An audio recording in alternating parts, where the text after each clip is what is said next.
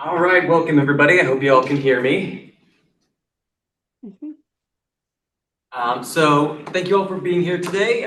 Before we get started, we'll just do a quick call to order and then we'll go to the agenda.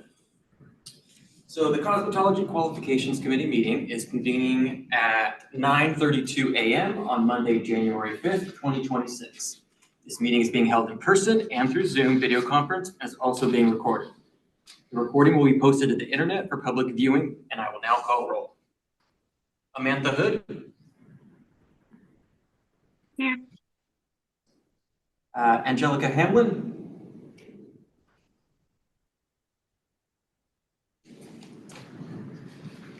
Brianna Hutchins. Here. Liz Rose. Here. Jen Fox. Here. Jennifer Baldwin. Here. Jessica Hale. Here. Julie Weaver.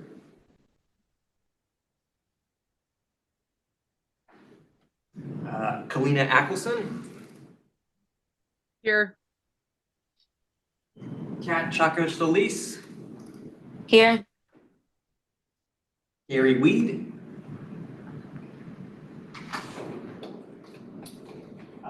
Stormy Keaton. Here. Pamela Pacheco. Here. Ray Sanchez. Here. Tammy Kennedy. Here. Teresa Strub. Here. Ikaite Haruna.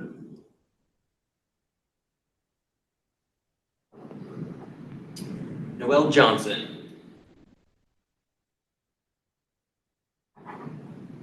Carrie Weed just joined as well. Okay. Carrie, are you there? She should be there now. She was in the process.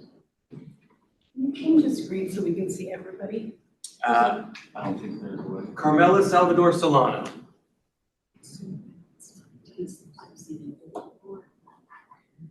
Yesenia Rojas. Thank you. It's not gonna be everybody, but That's okay. Michelle McMullen. Here. Margaret Long. Here. And Carrie Weed. Yes, here. Thank you. Good morning. Members, when you wish to speak, please state your last name for the record. Committee members are asked to not use the chat feature during meetings. The Health Licensing Office asks that individuals attending through Zoom keep their phones muted and cameras off during the entire meeting or until they're given an opportunity to comment during the public and interested parties feedback period indicated on the agenda. Public comments limited to matters on the meeting agenda or topics relevant to what this committee has authority to regulate. Public members wishing to speak, please sign in on the roster sheet available in the room or email Josh Page at josh.page@oha.oregon.gov and provide your first and last name. Everyone is asked to use appropriate language, manners, and protocols when conducting committee business. All right, so this committee meeting is now called to order. Before we dive into things, I just want to do a quick round of introductions, just so we kind of all are familiar with each other. So I will start. My name is Derek Foltz. I'm a qualification analyst here at the Health Licensing Office, and I've been here about 7 years. I'm Sammy Patno, policy analyst for the Board of Cosmetology. And then also from HLO, we have our qualification specialist, Trisha Mao and Haley Revere. And then in the far back, we've got Josh Page, who's doing all of our recordings. And if we want to just go around, Michelle, you want to start? I'm Michelle McMullen. I've been in the industry about 20 years, and I represent barbering and hair design in the industry. I'm Tammy Kennedy, and I teach at the Coffee Creek School of Cosmetology. Pam Pacheco. I am with Forge Academy Distance Learning and have been in the industry for many years and interested in apprenticeship training. Great. Amantha. Hi, I'm Amantha Hood. I'm an aesthetics educator and a salon owner. Been in the industry for about 8 years now. Great, thank you. Brianna.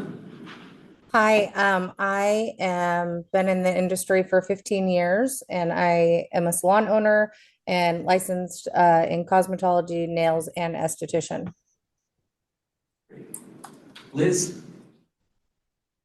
Hi, I'm Liz Rose. I am a 27-year industry veteran, salon owner, Redken artist, and am passionately excited to be a part of this new wave of apprenticeships and hoping to give new opportunities to people.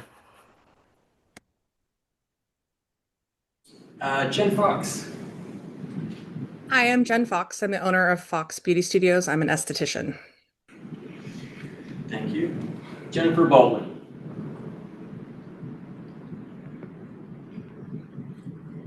I have been in the industry about 20 years. I'm a salon owner and fully licensed cosmetologist with aesthetics and nails. And Jessica? Hi, I'm Jessica Hale. I've been in the industry for a little over 20 years. Hair design was my original, and I've been in the barbering industry now for the last 16 years as a GM for the barbers in Portland. Great, thank you. And Kalina? Hi there, my name is Kalina, and I am currently an independent contractor, and I've been in the industry since 2009, and I'm really excited to just kind of help shape everything for the upcoming apprenticeship program. So. And Kat? Hi, I am Kat Cheka Solis. I've been an esthetician, oh gosh, I think 12, maybe over 12 years. I own a med spa and health clinic, finishing my registered nursing degree, and also own a construction business. And I do a lot of the salons and med spas in the area. And Carrie? Good morning. I'm Carrie Weed, owner and director of Gorge Academy of Cosmetology and Massage out in the Dalles in the Gorge. And I'm very interested to know the apprentice style of teaching and training and how we're going to get instructors trained adequately to do this. Thank you. Yes. Stormy? Hi, I'm Stormy. I'm a salon owner and I am multi-licensed in esthetician and a massage therapist. All right. Ray? Hi, I'm Ray Sanchez. I'm the cosmetology program lead for Klamath Community College, and I've been in the industry for 28 years. And Teresa? I'm the director of operations for Northwest College School of Beauty and IBS School of Cosmetology and Massage. I'm interested to help structure the apprenticeship program to create quality people for all of the salon owners that plan on taking them on. All right. Okay, so give me 1 second here. I'm going to share my screen.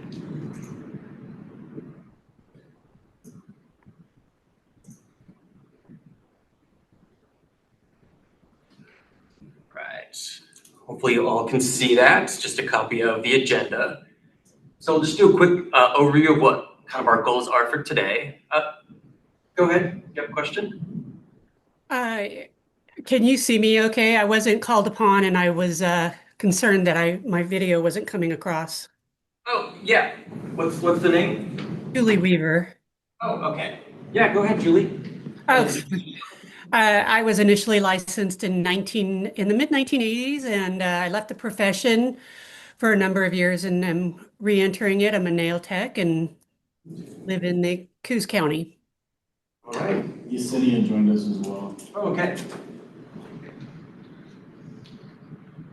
Oh, and I think Margaret, if you want to go ahead. Yeah, I've been Margaret Long. I've been in the industry 35 years. I'm licensed in both cosmetology and barbering.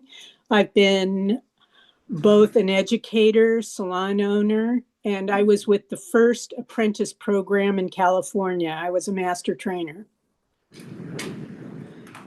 And then Yesenia, if you joined us, we're just doing a quick round of introductions. So if you'd like to introduce yourself.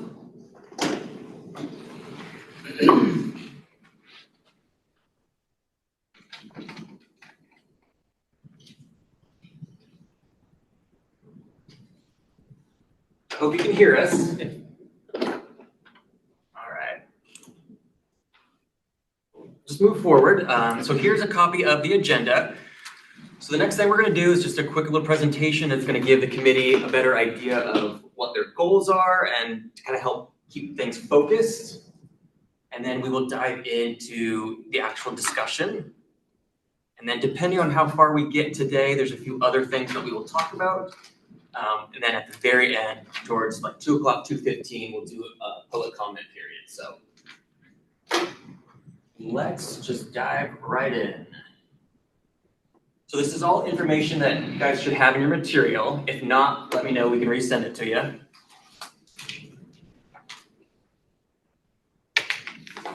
Okay, so first off, what are the goals of this committee?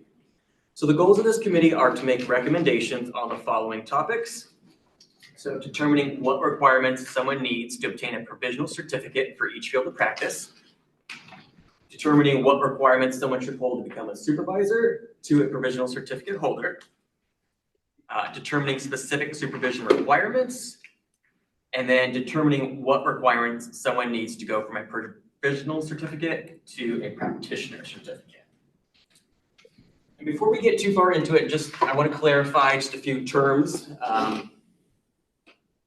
The HB 2380 uses the term provisional certificate. So that's what we're going to use. I know oftentimes the term licensing is interchangeable. If you use that, we know what you're going to be talking about. Just the specific language in the bill does use the term certificate. And then, so we would be calling that a provisional certificate. And then for individuals that are fully completed schooling and all of that, we refer to them as a practitioner certificate. So just moving forward, those are the terms that we will be using. And then just another quick reminder, I want to let everybody know that this is technically not an apprenticeship. It is more of a training program. And if you use the term apprenticeship, we'll know what you're talking about, but this is going to be considered more of a training program. So because of pretty strict public meetings laws, there are things that we cannot talk about today. And basically, the simplest way to put it is if it's not on today's agenda, then it's not something that we can talk about today. That doesn't mean that it can't be talked about in the future. So if there are things that you want to discuss and it's still within the scope of this committee, let me know and we can add it to the next meeting's agenda. But just some examples of some things. So we're not going to be talking about current curriculum requirements, at least making any changes to that. So the curriculum that schools are currently following, we will not be discussing changes to that. We also will not be discussing any changes to current examinations. Just a little note to that, we will be in the near future, hopefully in springtime, holding committees to review those exams. But for this meeting today, we will not be talking about that. And then lastly, anything that's outlined in statute or in the bill 2380, we cannot make changes to those things. So. All right, so if we're ready, we will get to the first topic of discussion. So in the bill, it asks us to establish a process for the Health Licensing Office to issue a provisional certificate, including eligibility requirements specifying that the holder of a provisional certificate shall be actively working towards holding a certificate. So basically what that means is we need to come up with requirements for someone to obtain a provisional certificate. And when we're thinking about this, we are kind of thinking more of the entry level. This is someone who maybe just has no experience, wants to get the foot in the door. So this is typically a relatively low bar in regards to application requirements. But I do have some examples. So here at the HLO, we have similar training programs for other license types. So body piercing, hearing aid specialists, and electrologists all have training programs. And I do have some of the requirements listed, but these are just general suggestions that you guys could make requirements for a provisional certificate applicant. So you could require them to hold a bloodborne pathogen certification. You could require them to complete some sort of training module that gives them, a basic foundational level of knowledge. You could also require them to complete a declaration of responsibility that just kind of shows who their supervisor is going to be, and that kind of stuff. So does anyone have any suggestions or any ideas that that we would make a requirement for a provisional certificate holder to meet? Would it not go along with the requirements for the Oregon Health Licensing Office, having a GED or equivalency and age requirement? Would that be different, or would? Yeah, so with Board of Cosmetology, the actual statute that created that, there's no age limit. Some are other professions like respiratory therapy or even electrology, you have to be at least 18, but this particular statute does not require an age limit. Okay, so would it be logical to put an age limit on there, or? Can we legally do that? No, you can't put an age limit on the Not statute. unless it calls it out specifically. If it calls it out, it's the same. We assume that the legislature intended that there not be an age limit on the FEMA statute, because under like facility licenses, to get that license, you do have to be 18 years old. So we assume that the legislature intended and make them different. So if a person came in at the age of 14 and wanted to become an apprentice, they could, for the salon, theoretically, they could go ahead and do it? Okay, and that's okay with everybody? We're okay with that? I mean, you have to make a statutory change, so that's the legislature could change that. Okay, thank you. Kat has their hand up. Kat, go ahead. Could we do something that requires like a parent sign off if they're under like 17? Because it's a commitment that they're signing on to. And I'm concerned that somebody under 18 is making that commitment that isn't an adult. Yeah, we can definitely make note of that.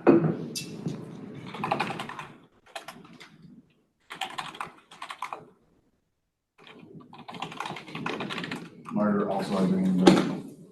Go ahead, Margaret. Is this the proper time to discuss the training module, complete a training module, what it would contain? What would be in it? Yes. Yep. So again, just to clarify, the completed training module would not be the full-blown training that someone needs to get to a practitioner certification. Understood. We're just discussing the potential of what would be required for a provisional certificate. So sanitation module completed? It's like a safety and sanitation. Right. If this, Amanda, go ahead. Would it make sense for them to have an active facility license? It's underwater. Amanda, we're having some trouble hearing you. Can you hear me now? Yeah. Would it make sense for someone to be required to have an active facility license? So this would be for the provisional. So this is for someone that's just trying to get their foot in the door, and they would probably be working with somebody that has a facility license. Oh, this is for the student. Okay, sorry. Supervisor section. This is Tammy Kennedy. I just want to be sure I'm clear. So the provisional certificate, we're talking about when they would go and start working towards doing it. It's not allowing them to work in like as a practitioner yet. Right. So we're working on qualifications to get them to, I just want to make sure I understand this. Yeah, so we are looking at qualifications that someone needs to complete in order to get that initial provisional certificate. So by obtaining that provisional certificate, that would allow them to work under a supervisor. So this is just like the very kind of first step someone would take to get into this profession if they're not going to a school. Before they're going to touch anybody's hair. Right. Yep. Okay, gotcha. So this is basically, hey, I have this provisional certificate, now I can start training. Okay, I just want to make sure I understood. Thank you for that clarification too. Once they have this, they can start. Okay, that makes more sense now. I was confused there a little. Brianna, go ahead. Yeah, so are we saying they don't have to have their GED or high school diploma? So like I know you said there's no age limit. So a 17-year-old that's still in high school could apply to do this? Or are they having to wait and have that same qualification? Nope, there is no age limit. So you could have someone that's under the age of 18 apply for a provisional certificate. Okay, so even if they haven't finished high school, they can still apply for it, I guess. Correct. Okay. Julie? I'd like to go back to the module recommendation. I was looking at the analogous regulations in the body piercing and electrologist, and it says, as part of the above training, all hours of theory must be completed prior to practical work being performed. And I was initially interested in, making sure that they had had some theory, but I like the idea of the theory being completed prior to them doing practical operations and some sort of accountability that goes with that, as in being tested for, a pre-test for theory or completing on online training module, maybe through Milady or Pivot Point.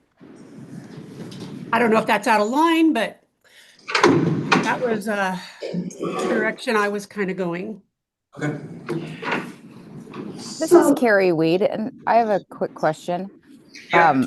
I know that we all have our hands up and that kind of stuff, and I don't know if we do this like graciously and let some people talk and then reply to that, or if you guys are supposed to be calling on us.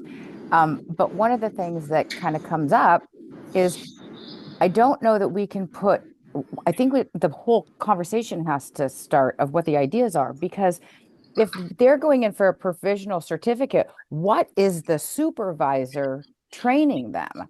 So and you're absolutely right, Julie, they need to know the theory and the foundation. Clearly, there's safety and sanitation, bloodborne pathogens, infection control, all of that foundation portion of what we do give people. So if your supervisor is not required to give them these things, then absolutely 100%. There has to be a training module, whether it's an online or an in-person, that they complete before they start with a supervisor. Or is the supervisor going to be training all of these fundamental things? Which also then brings up another point, is that if they are under the age of 18, that supervisor has to be authorized to instruct them as a minor. So there are a lot of pieces to this question of, okay, what are our certification requirements when we don't even know what the whole general idea is? So just for some additional background, some of our other similar licenses, so for example, a hearing aid specialist training, to get that training license before they can start doing anything, all they have to do is give us 2 forms of ID and a declaration of responsibility. And then for electrology, they have a few more requirements, but they're more specific to their statute. So they have to show that they're 18, submit proof of high school, and then show that they have an approved supervisor. So typically for these, like I said, the bar for requirements is pretty low, but you guys can talk about anything that you think should be on there. But this is a preempt to discussing what supervisor has to train them, correct? This is Sammy. So I think maybe if you guys put things in buckets, which I think is where they're going. So start with how do I get my provisional certificate? So that's where you guys are now. So, and he's given you some ideas of what you can work with. Training modules, maybe you do a 25 question online exam about the laws and rules. I mean, it could be a whole host of things. So that's one bucket. So once you guys get that, and in this bucket, you might also have some ideas that we will be writing down over here for like supervision. But let's try to stay in this bucket, and then we'll move to the next bucket, which could be supervision. Now, around the supervision, this legislature was pretty clear that a licensed practitioner, certified practitioner, had the means and capabilities to train a person to become a cosmetologist. So I don't know how far outside of just their general licensing we're going to be able to go as far as requiring them to have supervision training to be supervisors, but definitely something to look into. So then there's that bucket. And then the last bucket is once they get that provisional and we have a supervisor, what are we going to train them? What is the supervisor going to train them? Are they going to have theory hours? Are they going to have procedures? So kind of 3 buckets. This is Pam Pacheco. The state of California had 2 models for apprenticeship training. One was a 40-hour prior to entering into a facility to become an apprentice. They would have to take a 40-hour online or in-person segment that touched on safety, sanitation, and infection control. The other module didn't. They allowed it to, the person could start right away, go into a salon facility, and then the staff, educator, instructor, supervisor, whoever, did that training in their salon. So they used 2 models. And it's largely going to be the salon owners that, you know, take the time to train their staff, and having theory hours that you put in here as well as practical hours makes perfect sense. But does that theory, can it be done in the salon in the very beginning of their time frame? Most apprenticeships are 2 to 3 years. So it's not like going to school and getting out in less than a year. They're in salon doing work and required to have book work time. So what do you salon owners think as far as, you know, what makes sense? So I have my hand raised. Should I wait until you call on me? Or are we just going forward? Go ahead. I was part of one of the first apprentice programs in California, and as a salon owner, I had to go get licensed as a master trainer. And once I did that, then I could take on an apprentice in my salon, and that apprentice had to go to classes where I trained as a master trainer twice a month. So that was the sort of textbook side of the equation of the training. And then in the salon, I had to fill out paperwork that my apprentice had been there so many hours per day, per week. And then at the end of that course that they took outside of my salon and with all the paperwork I filled out, then they could go take the state board and pass or not. So I think that they should be required to have their 2 pieces of ID, complete their bloodborne pathogens training. I do believe that, like, with getting your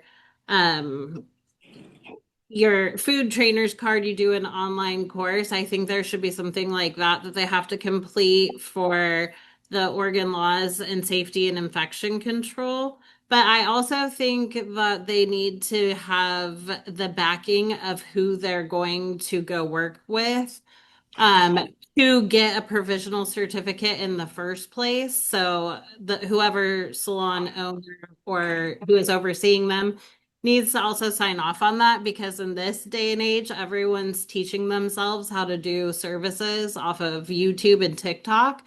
So if we're going to just allow them to take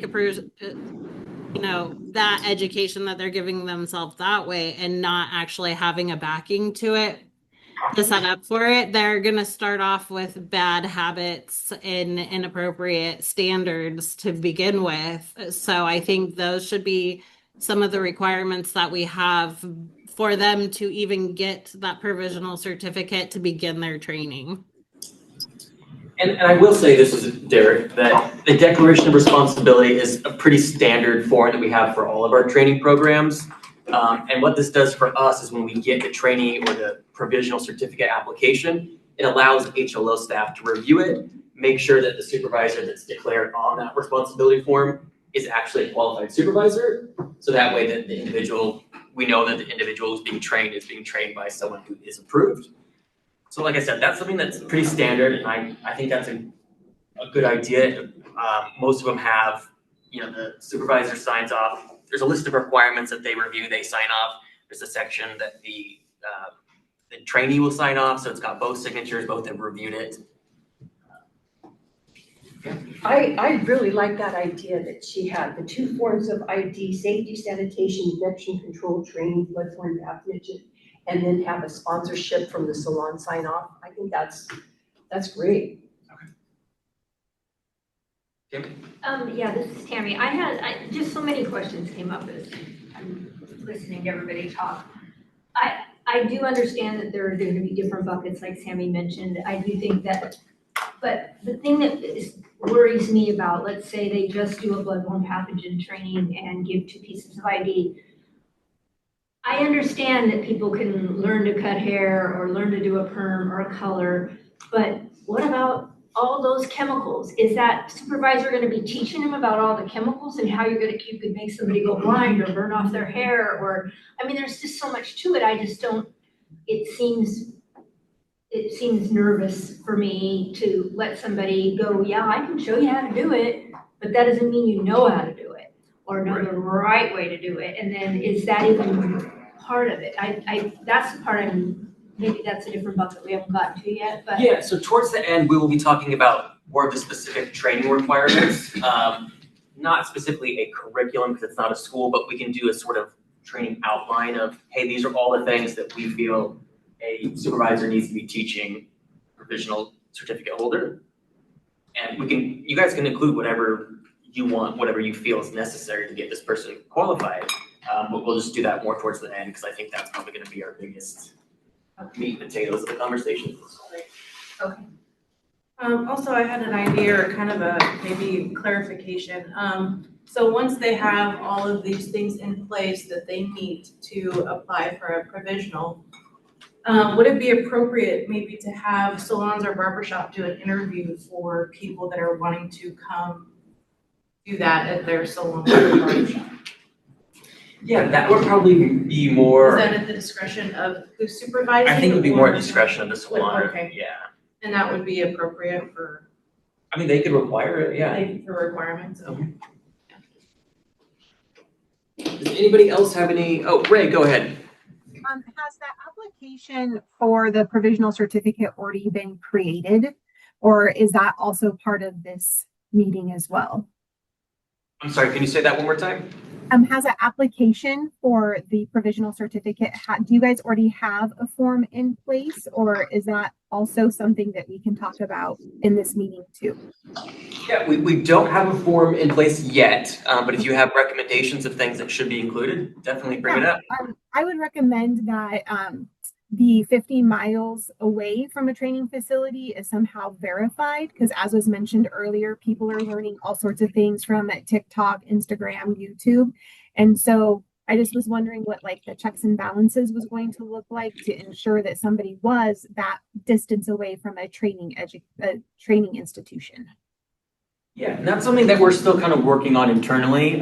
We're getting some legal advice on the definition of I think it says residential address. So we're just trying to get confirmation on, is that physical? Is that mailing? How we would use that to verify someone's location.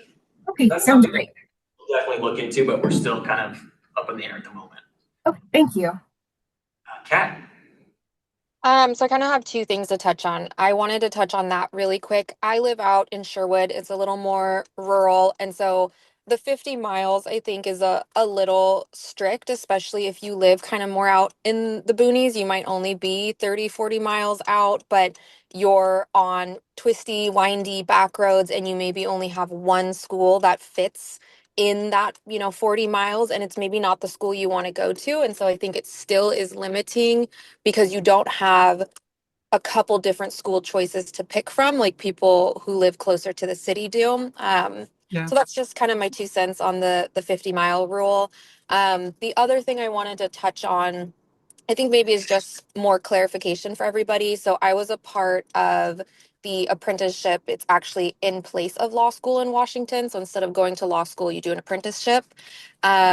And so to do that, you had to fill out an application, 2 forms of ID, and then you had to fill out an application for who your apprentice or your mentor was going to be, including their license. They had to then say if they had any, dings against their license, if they've ever been disciplined, right? Everything. So it was a pretty thorough process. It wasn't just anybody. And then there were very strict requirements. Every month you had to take a test on everything you learned that prior kind of like term, essentially. And they had their entire, there was already a program set forth, I think. So to just kind of put everyone's mind at ease, it sounds like that this is going to be similar. There is going to be a program. It's not going to be like willy-nilly. And there's going to be something that everybody has to follow. And mentors or apprenticeships has to be approved prior. But the first conversation, I think, is just how do you even start to get that first license to apply, right? Which would be 2 forms of ID, bloodborne pathogen, and I like the idea of kind of Oregon law. And that's just to get your foot in the door before you even continue moving forward. Right. And just real quick, so the 50-mile distance, that's specific to the bill. So unfortunately, that's something that we cannot change today. Okay. Margaret, go ahead. I just wanted a little more clarification on the third bullet point, complete a declaration of responsibility, what all that entails, or are we going to define that here today in this meeting? Yeah, we will most likely get to that. So typically with our other programs that use a declaration of responsibility, there's a section that talks about sort of the supervisor requirements. You got to do this, this, and this, and then they sign off, provide their license number. And then there's another section that says as the provisional or as the trainee, I must do this, this, and this, and then the trainee signs off on it. Okay, so thank you. Things that we will be talking about probably under supervisor supervision. Carrie? Yes, thank you. Oh, yes. Okay, it's on. What this kind of sounds like, and I do love the idea that you kind of already have to have not a home, but you have to know who your training program supervisor is going to be. And so I really like this idea that when we do enrollment for a student, there's enrollment paperwork. And there is, clearly we have their driver's license for age verification. It also is required U.S. citizenship if, they've got to have a social security number. So I kind of think like this provisional certificate requirement does need to be considered as part of the enrollment paperwork, but pair them up because we do need a verification of location. Who are they training with? And make sure that that person that there is supervised with has all the qualifications. So this to me seems like one of the first steps in enrollment in a cosmetology school program. And I will say, maybe I should have prefaced the conversation with this. There are a certain number of application requirements that are standard for all of our applications, and that's usually basically verifying that you're a real human being, that you have a physical address, that you have 2 forms of ID, that you have a social security number or some sort of proof to be working legally in the US. So those types of things are probably going to be standard for this application as they are on everyone. With things more specific, like mentioned bloodborne pathogens, mentioned the safety and sanitation training module, those types of things would be more individualized to this type of application. Okay. Liz? Thank you. I understand with the 50 miles that this is a statute thing and we can't change it today or make any changes. So my question is, as you're talking to lawyers, how do we make sure that our concerns are put into that equation? Someone like me, I'm 46 miles over a mountain range to the nearest school. And when our school closed, it devastated us 8 years ago. And so if I'm not able to participate in this at all, or anyone in my community, I don't understand who it's serving. And so I know we can't change it today, but how do we get our concerns out there so it doesn't get overlooked? Liz, I'll reach out to you after this meeting and I'll give you some information on how to Thank you. I appreciate it. Ray? So kind of going back to the training module component, I completely agree with all of the earlier thoughts about doing the laws and rules. How is that going to be facilitated? Is the board going to create an online platform so that the laws and rules test could be taken, or does the provisional certificate applicant need to go to an identified testing facility? And then how is it going to be ensured that it's actually them who's taking this examination and not somebody else on their behalf? Are you going to facilitate like the use of Proctor 360 or some of those other types of online services? Yeah, good question. So as of right now, we have several other licensing programs that have online exams. They're usually done through a website called Workday. A lot of those, they do not have those sort of security features that if you go off camera, that type of thing. These were really designed to make it easily accessible to people. So unfortunately, in order to make it accessible, there are some sacrifices that you have to make in regards to security. But most likely that's where the exam will be put up on Workday, and there'll be information in the application, and anyone will be able to access that at any time from any location. We are also working on getting a new testing system that is a little ways away, but eventually we will make it so you can access that exam from home, and that type of software does have additional security measures. Excellent, thank you. So Pam Pacheco's talking, when I got interested in apprenticeship for Oregon, I went onto the Google and said apprentices in Oregon. And there is an apprenticeship program already in place with BOLI, the Department of Labor. They already have 10,000 and above apprentices working in the state. And the information that is contained in setting up that apprenticeship program is exactly what we're looking for. It's already had the fiscal impact done. It's set up the structure for on-the-job training, who's the supervisor, what are their qualifications. All of that stuff is already in there. And I was wondering, would it not make sense to kind of partner up with BOLI and utilize their framework for what we want to achieve? Yeah, so again, just to clarify, this is not an apprenticeship. So there may be things that we could take from that to help build ours, but basically copying straight from that, it wouldn't apply 100% because again, this is not an apprenticeship type program. It's more of a training program. But the theory is the same. I mean, the goals of what you're trying to do are really the same. Yeah, so there are things that we could take from it. Mhm. Yeah. So, yeah, that's what my thought is. Okay.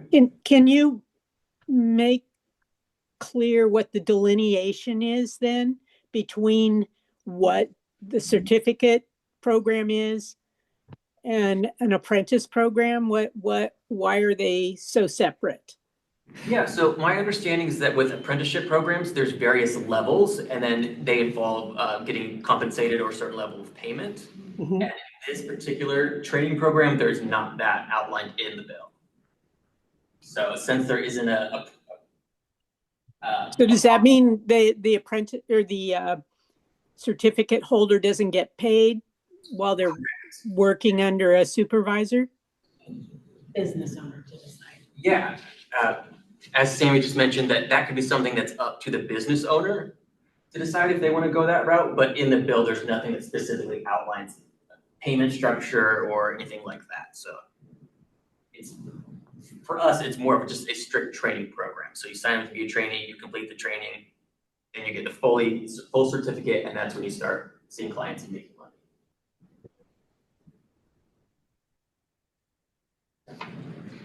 Michelle, I just had a question as far as the payment. So that would the student be responsible of paying anything, or would that just be again the discretion of the supervisor? I think in the bill it outlines that type of language. I think that The board cannot assess, may not assess the supervisor, is what the bill says, but it doesn't say anything about what happens between them. Again, I think that part will be left to the owner of the business to decide what their fee is gonna provide. Maybe we set a price, otherwise people can go crazy. Yeah, in the bill, it does say that a practitioner who's going to be a supervisor essentially is not required to pay a fee to become a supervisor. Pam Pacheco. So unfortunately, in statistics here, it shows that there is a extremely high rate of misrepresentation for the apprentice person not getting paid correctly. Basically the program faltering because they're not getting there's not a compensation method. And I think that that is really important for fairness to everybody so that they have clear standards on what to do. Usually someone starts out at minimum wage, and then when they start developing their skills and they're seeing clients and they're generating income, they have incremental increases in their pay, so that by the time they're through their apprenticeship program, they've got about 75% of their clientele already on board, and they can move forward and earn a living while they're getting their training.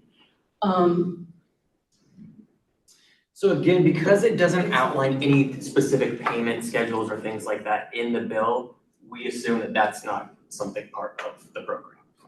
Typically in a bill, it's got to be at least spelled out some way where we can legally act on that.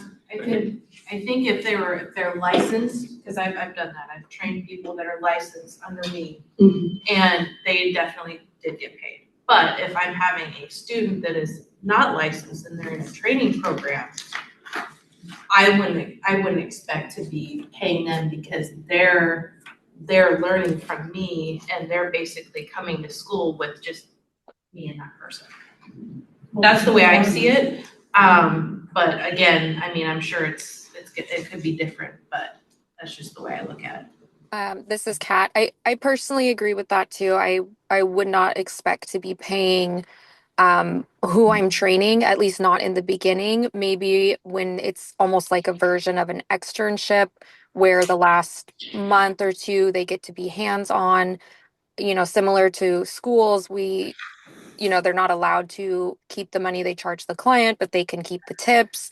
I would be open to that, but they are coming to me or to whoever for expertise. I don't then turn around. I wouldn't assume that I would be paying them. Hey, Kaite. So yes, I just want to follow up with Kat, and then I think she makes a valid point.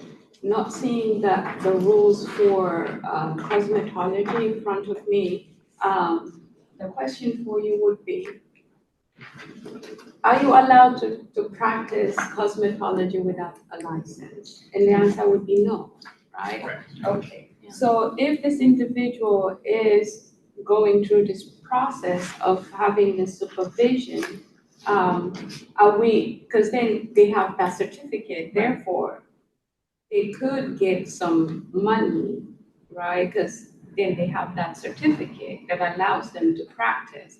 But what is the capacity in which they are practicing to allow them to, get a stipend or what have you? So I think that's something that we need to, it's not part of what we're trying to do. I think we need to remember that the focus here is we're trying to spell out what the requirement will be for the supervision, not necessarily the nuances of who gets paid or whatnot. We can come back and clarify the rules later on, but we should come back to where we need to be so we can make very good use of our time. May I add something?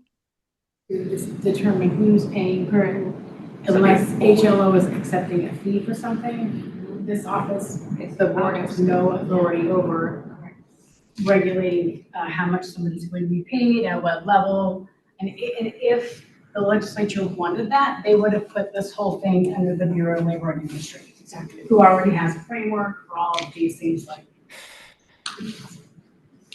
May I add something? Yeah.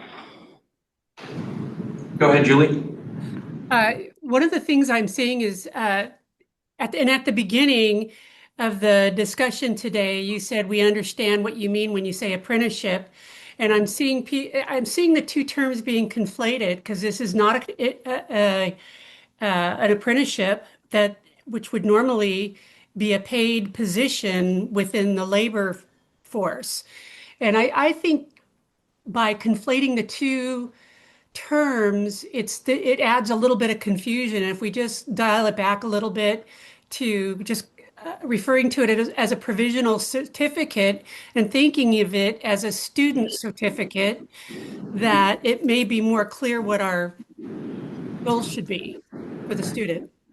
The students are exempt, so there's another layer for you. I can't hear the person speaking right now. Exempt from certification, and these people are actually will be certified as provisional licensees or certificate holders. So you wouldn't want to call them a student.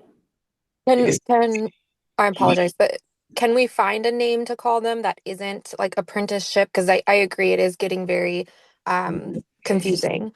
I think Training just program? the provisional certificate holder is what it is. Call it that, and let's leave it that. Yeah, and then when we get into the specifics of what that provisional certificate holder needs to do, we'll refer to it as a training program. I'm curious as to why they're both training new people.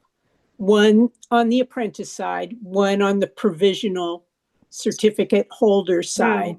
And I'm trying to understand why this program is coming about and who it's going to serve specifically. Is it just the 50-mile radius idea that they and it's meeting that, or is it bigger than that? So my understanding is that the intention behind that is to allow for individuals who want to get training in the field of cosmetology to have access to it at a much closer distance instead of having to drive, potentially several hours away just to get that same level of education. Okay. How does this differ other than the 50 miles and location from like the competency-based program that we have versus the full program? Well, as of right now, this provisional program has not been developed at all. So we can model it after, current school programs, competency, that type of stuff. And we will get there eventually. We'll get into that in a little bit. Okay. And then does this include, and I'm sorry if we've already said it, but does this include advanced aesthetics, or is this just kind of the cosmetology standard aesthetics? Yep, so this is just cosmetology, so barbering, hair design, nail technology, and aesthetics. Okay, thank you. Liz. Yes, I just want clarification. So I'm understanding with this program, the student doesn't pay anything and the salon owner doesn't pay anything. It's a free program, basically. So it doesn't outline in that bill. The only thing it says is that someone who's a licensed practitioner does not have to pay to become a supervisor. So that's the only thing that it has in regards to that. Right? So that can be something that you could decide individually as a supervisor. If you charge for the training program or not. Right. Okay, thank you. But it doesn't say anything about how the supervisor requirements come about, right? There's nothing in cost or anything about that either, right? There's a few requirements for a supervisor, but most of those we will get to, and that's something that we'll look for recommendations from you guys on. Yeah. Question. I didn't catch who was talking, but the question they had was about requirements. So my question was, as we continue to progress in this, then can we see what the supervision for body piercing, hearing aid, electronic, what they do? Is there an example of how they have it set up in terms of do they pay the supervisor, like that kind of stuff to kind of give us an idea of how other boards within agencies are handling that piece, not necessarily for us putting the guideline, but just for information purposes, to see how they are doing that as well. Yeah. I can pull up some other forms and we can look at those. So in regards for other trainee supervisor programs, we have them for hearing aid specialists, electrology, body piercers. We do not set up any sort of payment schedule between those two individuals. That's something they can work out. A lot of the supervisor forms, we also don't require a fee for that. It's just you fill out a form, make sure you meet these requirements. But if you'd like, I can pull up those applications and just kind of see those requirements and. Okay. Yeah. Teresa? So I just want to clarify, right now, all we're trying to do is create the standards in which a person needs to apply for their provisional certificate, correct? Correct. Okay. I think all they need to do is fill out kind of a similar application like they would for school. And then, like everyone said, have their address down, maybe one piece of mail to confirm the address, and then 2 forms of ID that have their address on it. Okay.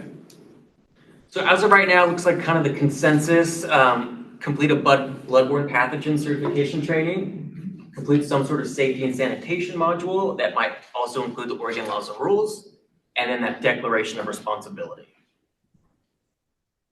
Do we vote on this? We don't do any official voting, but you can obviously voice your opinion, and if. I like that. I think that's logical, great. I think. Okay. A quick question though, and maybe this is a point that we can kind of helps us move on, is if we make these recommendations now for this point, so this is step A for them, correct? Then if all of a sudden we start getting into how the provisional supervisors are going to train them, and we say, you know what, they have to train them in infection control and Oregon law and that kind of stuff, then we could go back and say, no, we're not going to have them put in a test for infection control when that should be covered in the hands-on training portion of it. So we can go back and change these first pieces if we need to, once we start getting into the meat and potatoes of what are they training them on? Yes, you can absolutely do that. Okay. You said if you go through and start outlining these requirements that the supervisor needs to train them in this, this, and this, then we can, correct or modify the sort of requirements to get that provisional license. And again, if we're talking about something and you have an idea and then the next meeting you want to bring it up and we already talked about it, bring it up. We'll go back around and any new suggestions or any new ideas that come to your mind, let us know. Because just as an application piece of it, they're going to not even know what infection control means. Right. They're not even going to know. I mean, they know safety and sanitations. Maybe they should know a little bit about the Oregon law, but during the application process, that's your foundation theory piece of it. That's not something that you're going to, want to take a test on prior to. So just an idea, like we can put it down and I think that it's great suggestions and then we can modify it later if we need to when we're building the provisional trainers. Yep. Okay. So I agree that it is very gray area as Carrie was bringing up. But with that said, if you're a salon owner and Michelle's coming in and I'm running a salon, I'm probably not teaching her about bloodborne pathogens or about skin disorders or about what, brittle hair is. I'm probably not going to take time out to do that. So that's what I was trying to talk about earlier is that because now you're looking at an instructor, somebody who's going to teach all aspects of hair and skin and sanitation and all that. That's an instructor. That's somebody who's going to teach all of that. That's a different thing. So I'm confused about all of this, right? To be honest. So if you're looking at a program where you're having a provisional certificate for somebody, you've got to start and stop. What do they need to learn within that? And we're gonna framework it around what the requirements are for the state of Oregon, correct? I mean, there, If somebody's coming in off the street and wants to become a hairdresser, a barber, or a nail tech, they have the requirements that they're gonna need to know in order to take the state board test, both theory and practical. So having a standard form, a set of standards for what those requirements are, will help not only the supervisor who's training the person, the salon owner, and the apprentice to be all on the same page. And there are those standards out there. Big picture, what are we trying to do? We're taking a person off the street and helping them to gain licensure in the state of Oregon for cosmetology, barbering, nails, and aesthetics. So Milady has training, Pivot Point has training, you can fashion after that. Schools are there to help with the training, they're there to help with the supervisory training. It all can be done together. I guess if there's a school, then you don't need the supervision. Right. Yeah, That's this is for the what people that are they're 50 miles away away from the the school. Yeah. Right. Yes, but your point and yours, just to kind of bring it together, I do believe that we will need to really look into it and narrow it down to make sure it meets the caveat for, it has to be fair to those going to school and those not going, going through this pathway, call it a pathway. And then we also have to remember that there are different standards for just that licenses. For example, natural hair care. We can expect the natural hair care to have the same qualification as somebody who's doing the full cosmetology thing or just the hair or the barbering. And it says more specific, right, each individual field. So we have to also think about that and put that into What is fair for one is going to be fair for the other, right? Exactly. Yeah, because they are not all the same. Natural hair, you don't need to handle chemicals. It's just braiding hair and locks and what have you. But into that, we have to be mindful of that as well, to not put them all together. And kind of piggyback off of that. So for our practitioner application, so not permanent license, but the full one, the requirements for essentially all four of those applications are essentially the same. However, the curriculum requirements for each one is going to be slightly different. So if you say someone who's obtaining a barber provisional certificate should take bloodborne pathogens, safety module, and declaration of responsibility. Those are things that would apply to all applications. And then once we get into the specific training requirements, that will be the thing that's different for each one. Right. If that makes sense. Okay, so if we're kind of ready, we can always come back, but if we want, we can move on to the next topic, which is how to become a supervisor. So it's kind of nuanced. This essentially is, how does someone let us know that they're a supervisor? And for us, that's typically an application. So that process is usually pretty standard. We have applications for all different types of supervisors, but then what you guys will be deciding is what kind of requirements does that supervisor need to hold in order to become a supervisor. So we kind of already have that process down in regards to someone indicating that they're supervisor. We have applications and things like that. But what specific requirements does someone need to hold in order to be a supervisor? And in the bill, there are currently 2 requirements that are outlined, and you can obviously come up with other things. But in the bill, one of the requirements is the supervisor shall have held for at least 5 years of active certification in a field of practice in which the practitioner intends to offer supervision. So if someone's been licensed for 8 years in barbering, they could supervise an individual who wants to obtain a license in barbering or who holds a provisional barbering certificate. The other requirement outlined in the bill is that supervisor may not be subject to any current or pending disciplinary action. So if there's any investigations going on, at that point they would not qualify. So beyond these 2 things, what requirements do you feel that a practitioner, an already licensed practitioner, needs to hold in order to be a supervisor? Julie? I have 2 suggestions, and as somebody who has re-entered the profession after an absence, and I was able to get licensed, I can tell well, at least from my own anecdotal experience, that you lose more than you think you're going to lose when you're out of the profession. So I think there should be a time limit on that 5 years, as far as whether it's 5 out of the last 6 or 5 out of the last 7 or something like that, so that but you do get rusty, and you start to lose information, and I think that should be considered.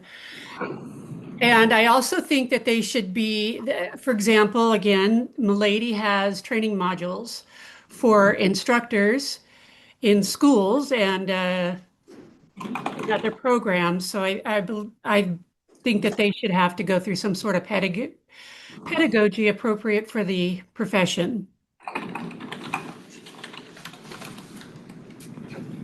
Point of clarification.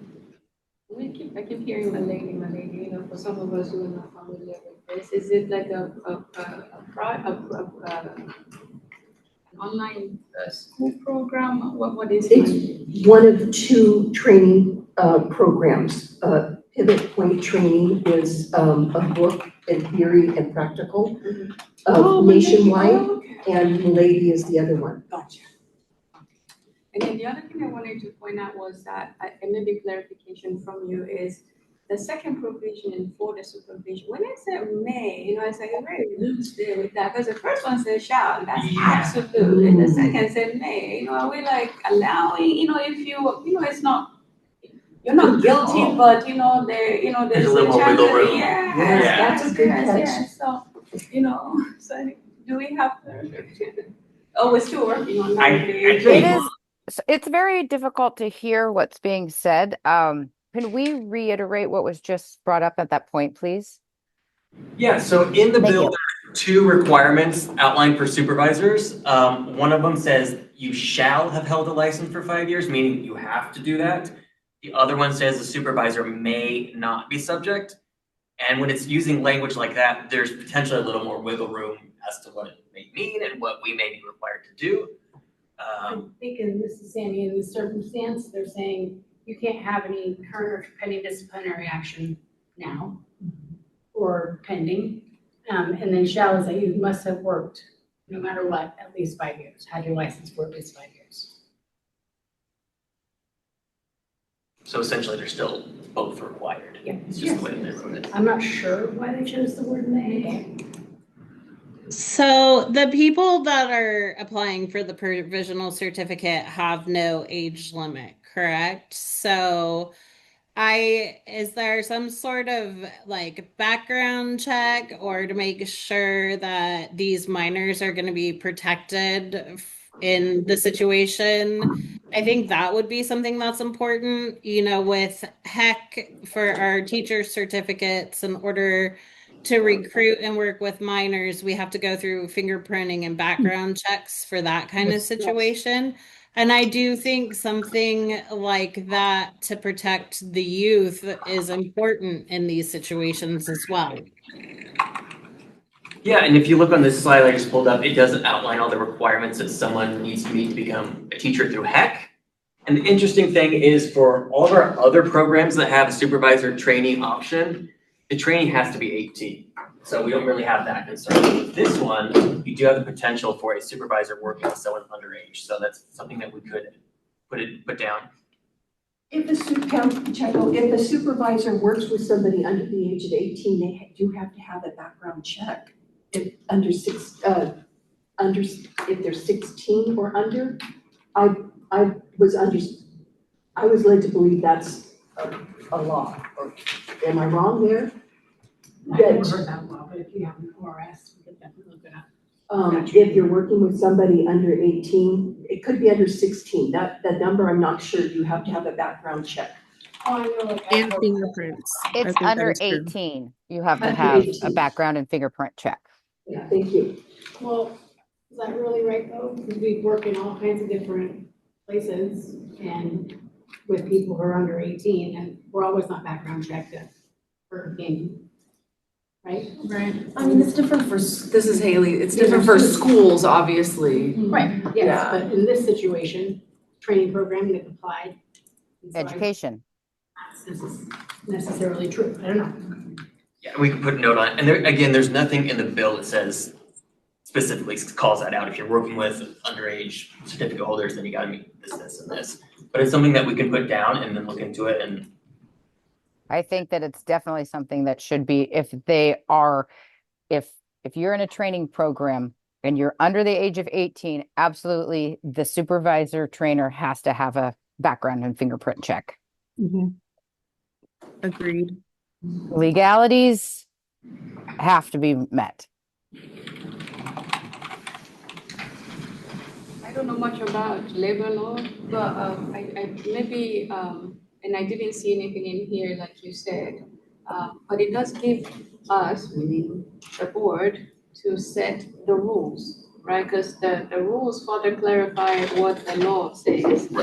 So, and as such, maybe we can set age, because if it's under 18, what if a 10-year-old walk through the door and say, all right, I'm ready to do this?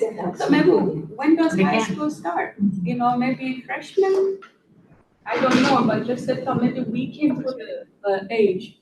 But that's for the group to discuss. I think maybe having an age, not an age, sorry, an age, maybe 16, I don't know. I mean, I start working way before then, but hey. Well, and what's interesting with HEC is that it is stated that you are allowed to start, you are allowed to enroll under the age of 18. Absolutely. That's the rule. That's the law. However, the piece to it is you must have, if a school allows somebody under the age of 18, they can. But if they do, their instructors are required to have a background and fingerprint check. So yes, that's where the gray area comes in. And like you said, there aren't very many, other programs that, or organizations that allow under 18. And because cosmetology does, it has to be addressed. This is Kat, and hopefully you can hear me. I'm kind of somewhere loud. Can you hear me okay? Yep. Okay. So just to clarify the rules, the Board of Cosmetology doesn't state that you have to be fingerprinted and have a background check. It doesn't say any of that, but I can't remember who was speaking, but she is correct. If you are a school or an institution, then you do fall under those rules. I think we're in the gray area because we are not going to be a school or institution. So we have to determine whether or not we are going to follow those rules or not. Those are the HEC requirements, not the HLO requirements. Correct. Correct. But if we are trying to hold a high standard, then we do want anybody that is enrolled in under 16. This is what we're here for, is to write these rules, is that, yes, we do need to protect and write it in our rules. And Pacheco, I personally like the idea of 16 and up. I think not having an age on there is subject to problems, people not being mature enough to handle the position. A provisional certificate is going to require a lot on the individual to self-promote, self-educate. But to clarify, I'm sorry. I was going to go ahead. Just that ORS chapter 345, it's 18 and under for an institution has to have background check. So if we're doing 16 and above, we still have to decide if we're going to fall under doing those background checks. In all honesty, why wouldn't we just say we're going to require a background check and fingerprinting? Because that's going to, it's going to help weed out the people that aren't serious about being a supervisor. And then we're also protecting anybody. It doesn't really matter if they're below 16. You can have some of those issues, whether they're 16 or 14 or 25. So why not do a background check and just make that one of the supervisor requirements? Because there has to be statutory authority to do that. And as Derek, I think it says, we're definitely going to look into that. So the statutory authority would be the ORS 345 if we're considering this a school curriculum. If you were dealing with a higher education coordinating commission, school, then yes. But in this situation, these are licensees. They have carry a provisional certificate. They don't call. Okay. Got it. Got it. So this is more of a training program, not an actual school setting. We can't consider age because it's not in the rule. It would be, yeah, I mean, it's a question I think will work the change. I'm not saying I don't disagree with it, because I do agree but if we can't consider it, then. But it kind of goes back to another point, which is what are we requiring these supervisors to be trained in? And my biggest piece is they have to be trained in the foundations of it. Unless the training program has a requirement that says they have to get their foundations, chemistry, electricity, anatomy, infection control, Oregon law as foundations, they have to get that foundations from an outside source. So there's two ways to look at it. Either the training supervisor requirements are they have to be trained in these foundations because they are giving it to their training program student, or that we're requiring this training student to go to an outside source that already understands and knows how to train and present on foundations. So that's a huge piece. It's okay. It's easy to pick up hair and put on eyelashes and that kind of stuff. We know that because of YouTube. The biggest piece of our training and requirements is foundations and fundamentals. And if we're not going to require the supervisors to be trained in this, then there has to be a training program that this student goes through. That's how it was done when I was doing the apprentice program in California. They went to a different facility aside from my salon, and they got these state requirements, the textbook side. Got it. Okay. Well, and this is why we are having these conversations. How are we building it in our state? And this is why we have all sides of it, because we have people that want to be these supervisors. And what do they think? Do you guys think that you need to go back and train again? Because let's be honest, if you've been in the industry for 20 years, you're not calling a pimple a pimple, or you're calling a pimple a pimple. You're not calling it what the textbook says it is. Thank you. I think you have to compare it to the HEC registration for a teacher, and the Board of Cosmetology requirements are higher. I mean, you have the 5 years experience in statute now. I don't know what this teacher program looks like, but I'm gonna email Karen and see if we can't get that. Is there anybody here who is a licensed teacher through HEC or registered through HEC? Yes, I am. So are you guys familiar with the teacher training program? Master educator program. Yeah. It's like 1,100 hour program that you have to do. So each teacher has to do this to get a HEC teacher registration? No, but Okay. it is a way. There's a couple of different ways, experience or this master educator program. But the master educator program is detailed. Like you have to teach theory, you have to take tests. It's a year program or a little less than a year. But not required. But not required. It is a pathway, but it's not required. Well, you could, Pacheco, if you want to be a supervisor, you can take we could put together a 20-25 question test to assess what your skills are in these various things.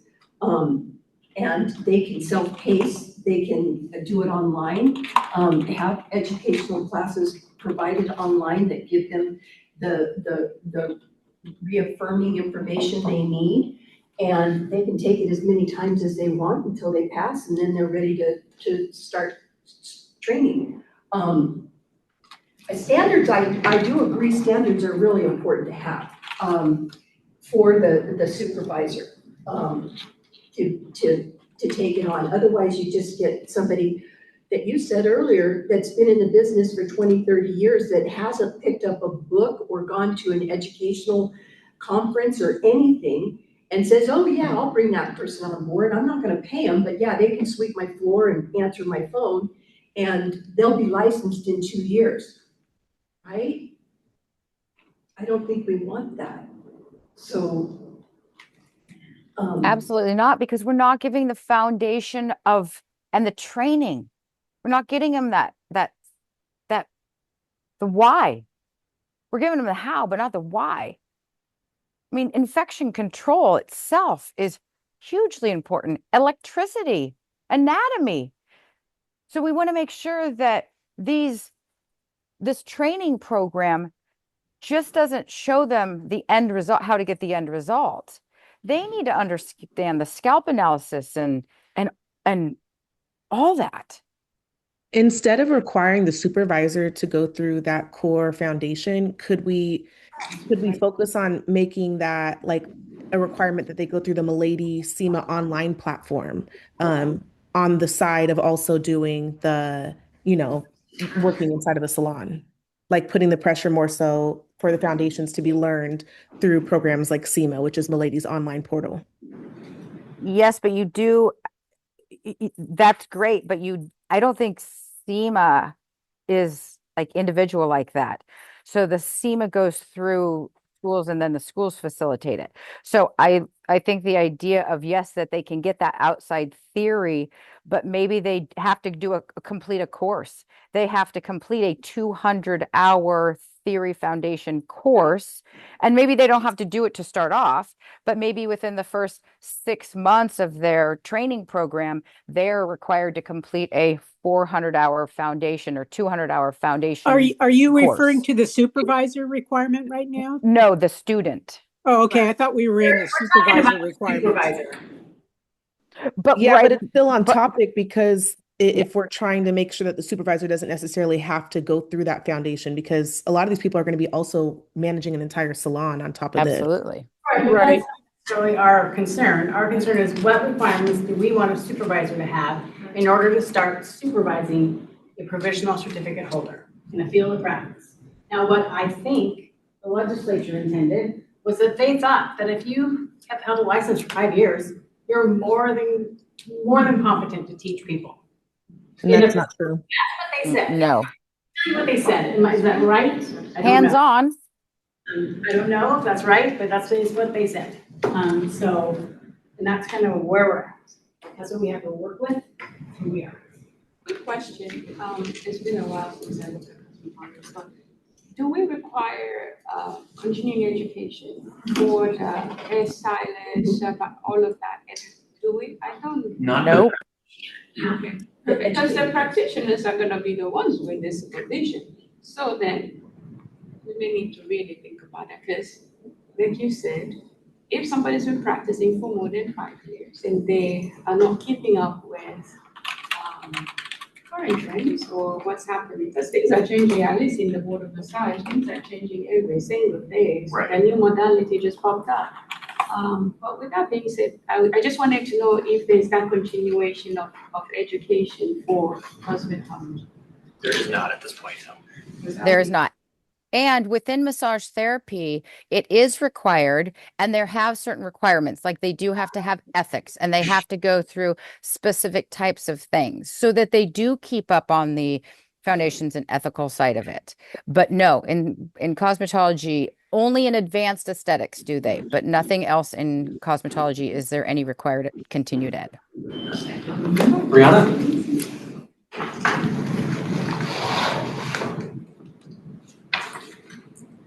Brianna, are you there? Yeah, sorry. I thought I unmuted myself. As somebody who's looking in to be a supervisor, I would definitely want an online training program for me to make sure I'm covering everything. I think we have to have some sort of requirement for the supervisor, just protecting us as well.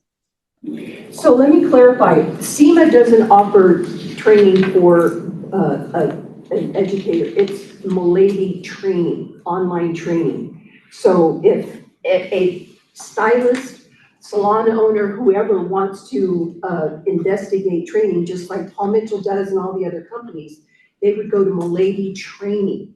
And through that, they have several programs, their RISE program, their educator program, their instructor program, that gives them really tons of tools to be able to teach effectively. So that's the difference. It's not through SEMA, but through Milady training. But I think, again, we go back to what we want from the supervisor. On the next page, you have these considerations. And notice here that you have record keeping and training documents. I think that is something that the program will figure out, that there will be these training modules that they have to go through in order to get this provisional certificate. And the supervisor will be required to make sure that the student get each one of those modules done. And then there are people that help the supervisor to make sure they get their requirements complete. So that chain of effect is in place so that everybody's doing what they're supposed to. We don't want to leave our supervisors just out there willy-nilly it. We've got a list of things that they need to do in order to get that person through. And I will say that some of our other training programs, we do have what's called a training packet. So in that, it's got essentially all the information that the supervisor and the trainee needs in order to. Could you possibly send that to me? Oh, that would be awesome. Everybody, because I think that's what I was asking for earlier. Okay. For the piercing. Is that how you're planning to model it? I like a training packet that's here's step one. So like, for example, our hearing aid specialist, it's got a step-by-step guide, and then, which is kind of a general idea, and then it's got more information, like here are all the exam requirements, here's all the supervisor requirements, all that stuff. So it's definitely more outlined and a more detailed version than sort of what we're doing now, but that's something that we definitely put together. I also had an idea, once all of the supervisor stuff is worked out, I was thinking maybe it'd be good to have like a point of contact list of mentors that can assist in helping the people that want to be supervisors, and just kind of maybe doing some phone conversations or visiting with each other. Because I think having that in-person connection and sharing that industry experience could be pretty impactful on helping other supervisors become better or learning from each other. And it's good on two levels. It's good for the student as well as the salon owner. Yeah. Because let's say the salon owner and the student get into a beef. Who's going to navigate that? You know, maybe the salon owner isn't treating the student appropriately, and who does the student go to talk to? So if you have an intermediary that navigates that to make sure they're getting things done, then it's very efficient. Well, and that's a big portion of the education that's in our schooling now. That's what HEC is so, and it's interesting that we don't have, but anyways, but it's that student's protection.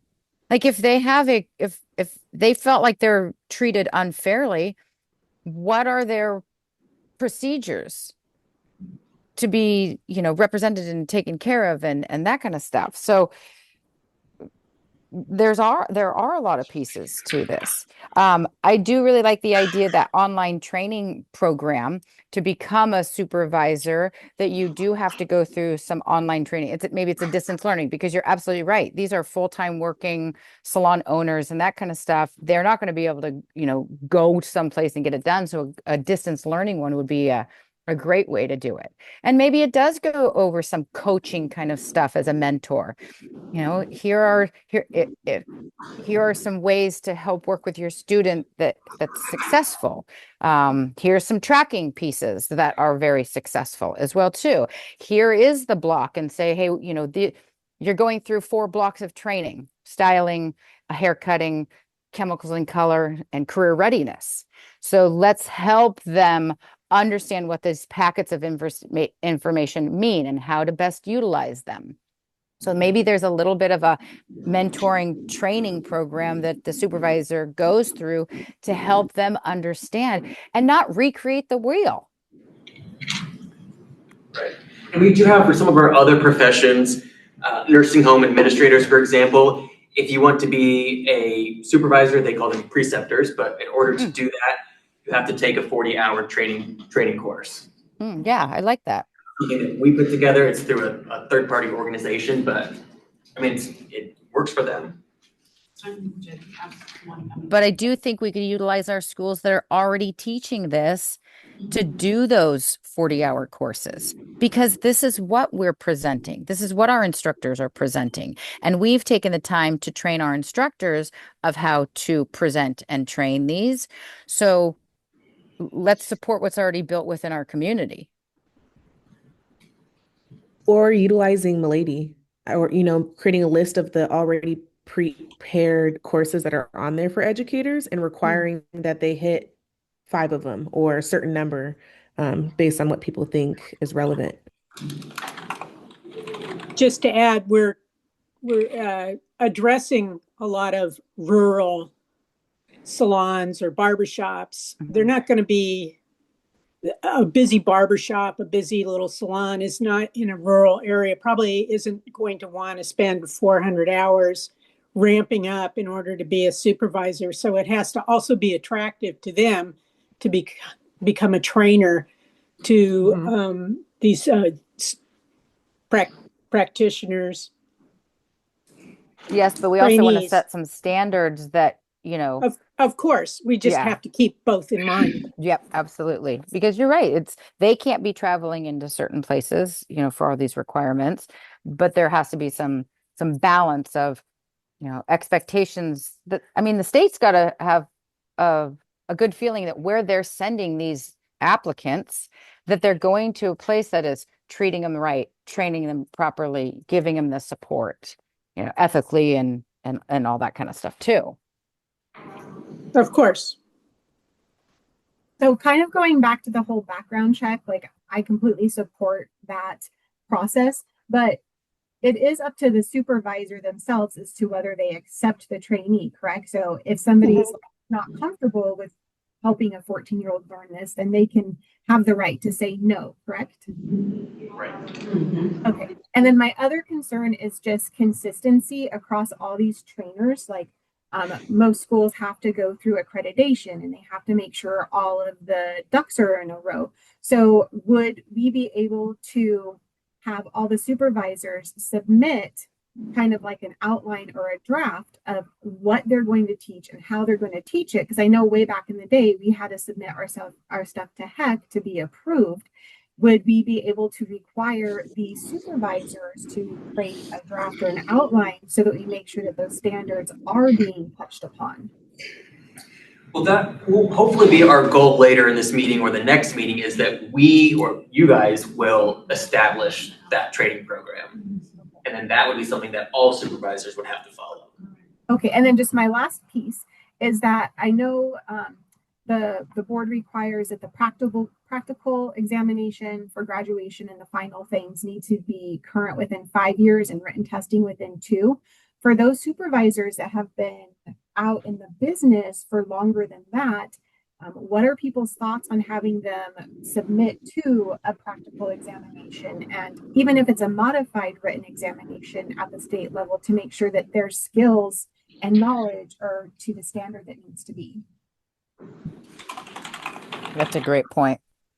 I think that's a really good idea. So if you guys are thinking about going that route, you do have the option of, you could make them take our current exams again, which could be the laws and rules or the knowledge written exam. So I think it's a great idea. I like the idea of submitting a practical as well too. Okay, so I think we also have to understand that these people are volunteering their time, and the people, Correct. the I demographic agree. that we're looking at, the people that are trying to utilize those supervisors don't have much options. So the whole point of this bill is to create, to take away barriers. So what is the best way that we can make sure the supervisors have all what we need them, the qualifications? And I think we have some great points. Require them that they have some training. I would do background check for every single body, not just for anybody training underage people. Simply because, look, people are vulnerable, whether you're an adult or not. I would just make that a requirement across board. So when we're setting these requirements up, the training is excellent, maybe 40 hours, just to refresh, since we don't have continuing education. The background check across board, the bloodborne pathogen across board. I think those the two forms of IDs, and then we look and see what we already have in place for this agency, not anybody else, but for this agency, and then we put those together and see what else needs to be added. We have great points so far, so keep it going. So all this can be done, Pam Pacheco, all this can be done online. They can submit, we have the requirements of what they want them to do, the supervisor. And then if we're asking them to have a practical portion of it, they can do it online, self-paced at home, and they have a camera. They submit the video to the committee, and we look at it.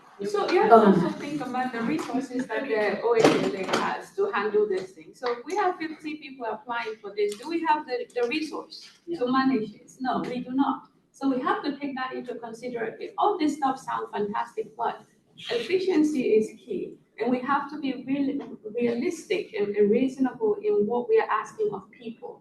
We are asking people to do a favor for these people. Granted, they may maximize on the whatever fee they have set for that. But at the same time, we have to think about the human resources that's available to work this paperwork. And I do think that having a training of sort, having, those things that we've already mentioned, but making them do like a practical and taking all these exams. Look, some people don't even want to look at computer anymore because that's not their forte. They don't care for technology. So I get it. It all makes sense. But we have to be realistic. Who are we asking to do this thing? And I agree. Somebody really busy is not going to want to be straddled with a huge practical test. You want to, want to get them interested in this program. You don't want to dissuade them by giving them all these hurdles to jump through.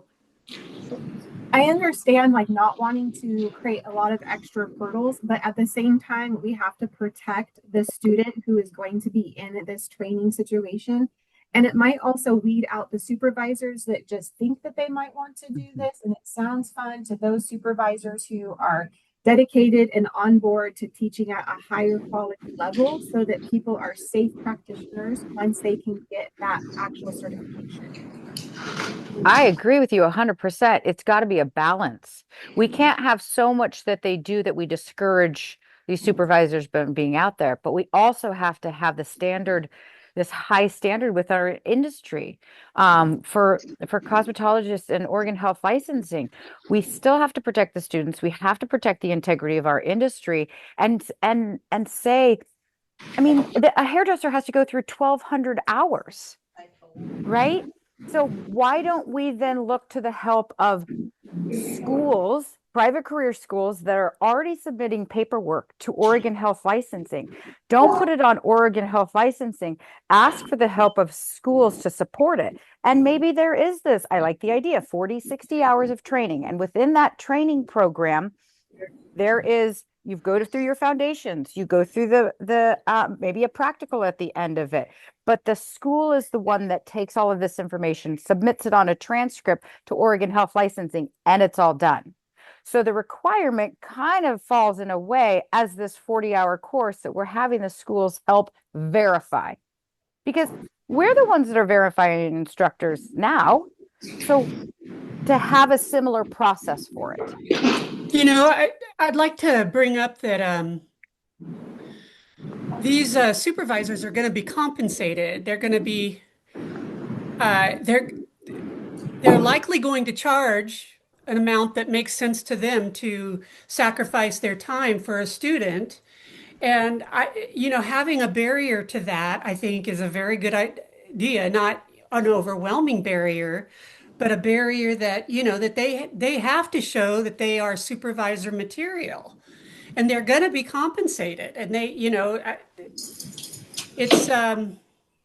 it's completely appropriate to have them go through training and possibly some testing I don't know if I'm coming through or not. I'm not very, Yes, absolutely. Yeah.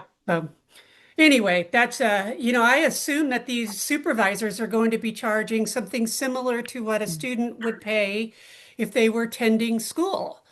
And I don't know if that's the case, but that's what I kind of thought the way this would go. But Absolutely. And they're getting basically an assistant, right? As well as possible income from this. I So think they're we have to be careful with that because I sure as heck would not want a supervisor to delegate all the salon sanitation to their trainee, a small amount, like, an appropriate amount that's shared within a school would require.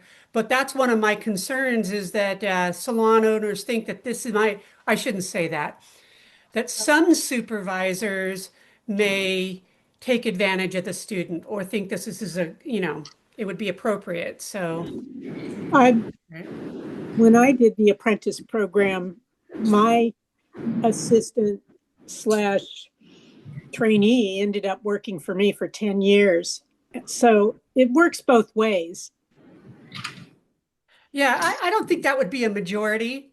I think that, but I think we all know that there's people out there that would take advantage of people. So this is Pam Pacheco, when a student goes, when a person, not a student, when a person goes to enter into this relationship, they have certain fees that they're gonna have to incur. And they gotta have a kit, they have to be able to get a kit, they have to have tools, supplies, and they have to usually pay for fees for their education. When they take their theory classes, there's fees that are incurred with that. So the student is doing these ongoing fees. They don't have to come up with a large amount right in the beginning, but it's more ongoing. And then in order for the salon owner to see value in it, they require them to be part of their team for at least 2 to 3 years. And that way they are developing a clientele and getting ready to be able to take their state exam. So there's fees that can be charged for the student to pay, but I do go back to the pay. They at least have to have minimum wage, like any job. If they're sweeping floors, answering the phone, folding towels, whatever, they are entitled to a wage, as I see it, from this. Because in some of the information nationwide, you have a very low pass rate for apprentices coming in who are not treated fairly. And it talks about how the compensation factors are the largest reason for apprenticeships not to work, or provisional certificates not to work, is the payment. Yeah, so we do currently have several other training programs. Again, there's no pay involved. And we get very few complaints from both the trainee and the supervisor, so. Nursing's been in place, I think, since 2012. Very A long time. before me, and I've been here 30 years. And metrology, supervision, 4 years, 5 years. Yeah, about 5 years. We get surprisingly low volume of complaints regarding those types of issues, so. So this information came from you guys last year in your board meeting. Federal apprenticeship programs and the payments structures and the success rates, license type, pass, fail, total percentages. So that's just as a reference. Right. That's kind of outlining the hourly requirement. That's sort of the things that we were looking at because that's what's in our scope. So, yeah, that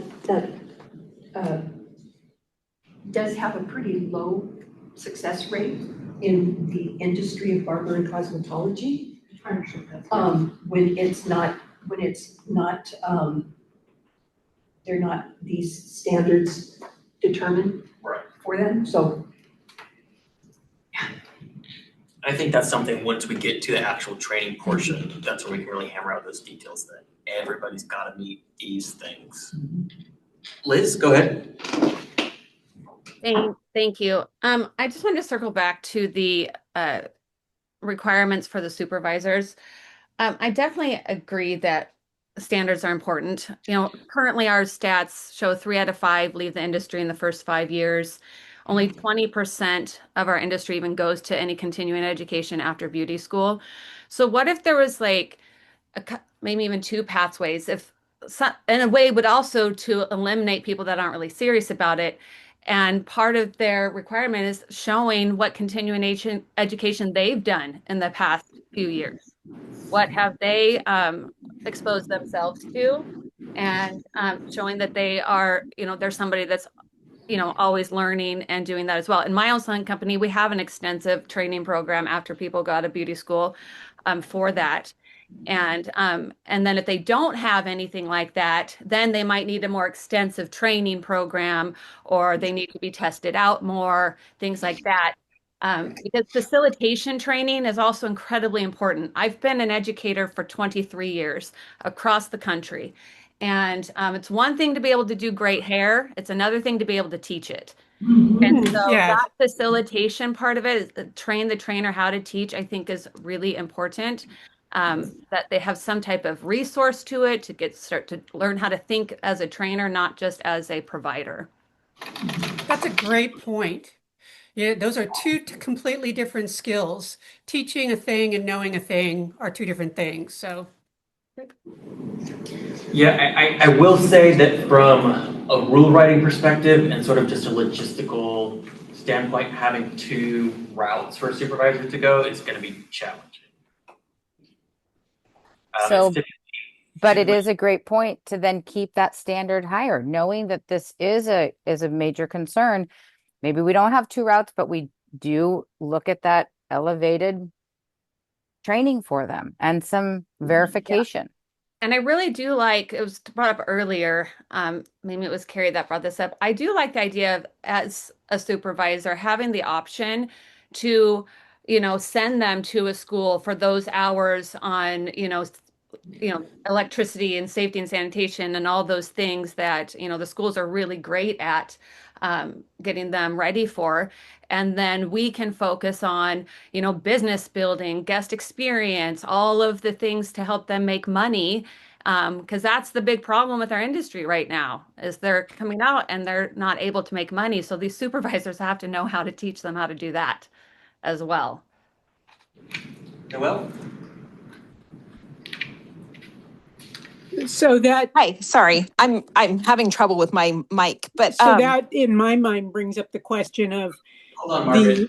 the business has to be making X amount of money, dollars bringing in, so that they can teach them how to make money. Because if it's just a small little place and they just want somebody to come in for free and sweep the floor and shampoo people, and they're not bringing in much money, then they're not really going to be able to teach their trainee. They have to be profitable, whether they're a small one person and they're profitable, or they have a team of 20 and they're profitable. They've got Right. So my point is the state going to make them prove that they're profitable before they can become a supervisor?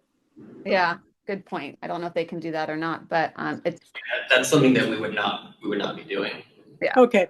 Well, I just was wondering, since we were talking about teaching the trainee profitability.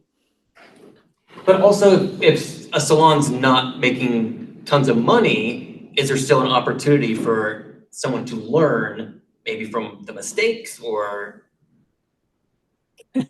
so putting that profitability restraint on it, is there any benefit someone learning at a facility that maybe isn't as successful? Noelle, go ahead. Oh, yeah. So I just wanted to say that people learn differently, and expecting, like, if you're going to school, you're going to expect a certain type of education, but when you're behind the chair, you're going to expect a different type of education. So I think partnering with schools is a great idea and having that experience. But yeah, hands-on is how I learn. I'm not very book smart. So I just think that, yeah, we're going to have different, you're going to want to have different curriculums, in my opinion.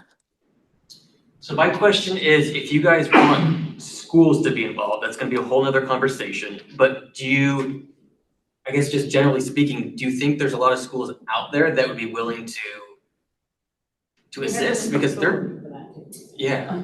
Well, doesn't that defeat the purpose of providing this program? I mean, I think we're forgetting that these are people who don't have access to the schools, and we're requiring some of the things that we're proposing maybe would work for Salon, Fog, whatever in the Portland metro area, but that's not who we're talking about. I just want to put that out there. That's why distance learning is an option. Right, and if this bill is designed for individuals who live 50 miles away from a school, then you're gonna make them work with the school, and so yeah, kind of. One way you could do it is, let's say you require 40 hours, and in the 40 hours, you're gonna want ethics, safety stand, orange peel. And if that's your criteria and a school delivers that type of an education, great, you've got it, sign up, it comes in, and you probably just keep it on file and attest to it, and you move on. So you could definitely go that route, but as long as the board prescribes what that 40 hours looks like, it doesn't have to necessarily be at school. Maybe it's through Milady, maybe it's through Schmecca, maybe, I don't know, it could be through Eric. There's a prescription for what it is gonna be in it, doesn't necessarily mean you have to say where you get it. Well, a standards builder will handle what the requirements are. Who's presenting it would be determined by the different agencies or people that bring it forward. But creating a standard builder for what we're trying to do, it already is in existence. But that's what I think we need to kind of circle back to here. What are the standards for the supervisor at this time? We know that we want them to have a license for at least 5 years. We want them to be in good standing. We want them to take, if we say 40 hours for roughly at this point, a 40-hour course that can be done online. We can put one of those together. And then that would be what their requirements are.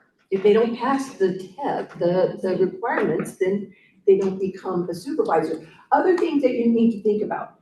Not only are salon owners going to be becoming supervisors for a salon, they're probably going to have one of their top stylists help them too.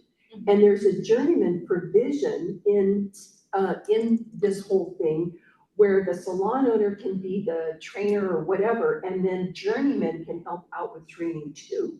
They can be a supervisor. So it's not just for salon owners, but it could be other people in the salon as well. Because like you all say, a salon owner is carrying a lot of hats and they're having to do a whole lot of stuff.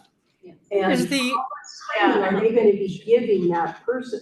Right, and like you said, just because they are the salon owner doesn't mean that they have to be the sole supervisor. As long as you meet the other requirements that we establish, then anyone who meets those can be supervisor. Noelle? Oh, I just wanted to say too, what about like a monthly check-in for these supervisors? So that way they can make sure that they're on the right page and they're teaching the right stuff. That's where the training partners can come in. That's like you talked about having, you know, people that are on a committee that are helping with this, can oversee, not police, but encourage and help to navigate some of those nuances that could be problems.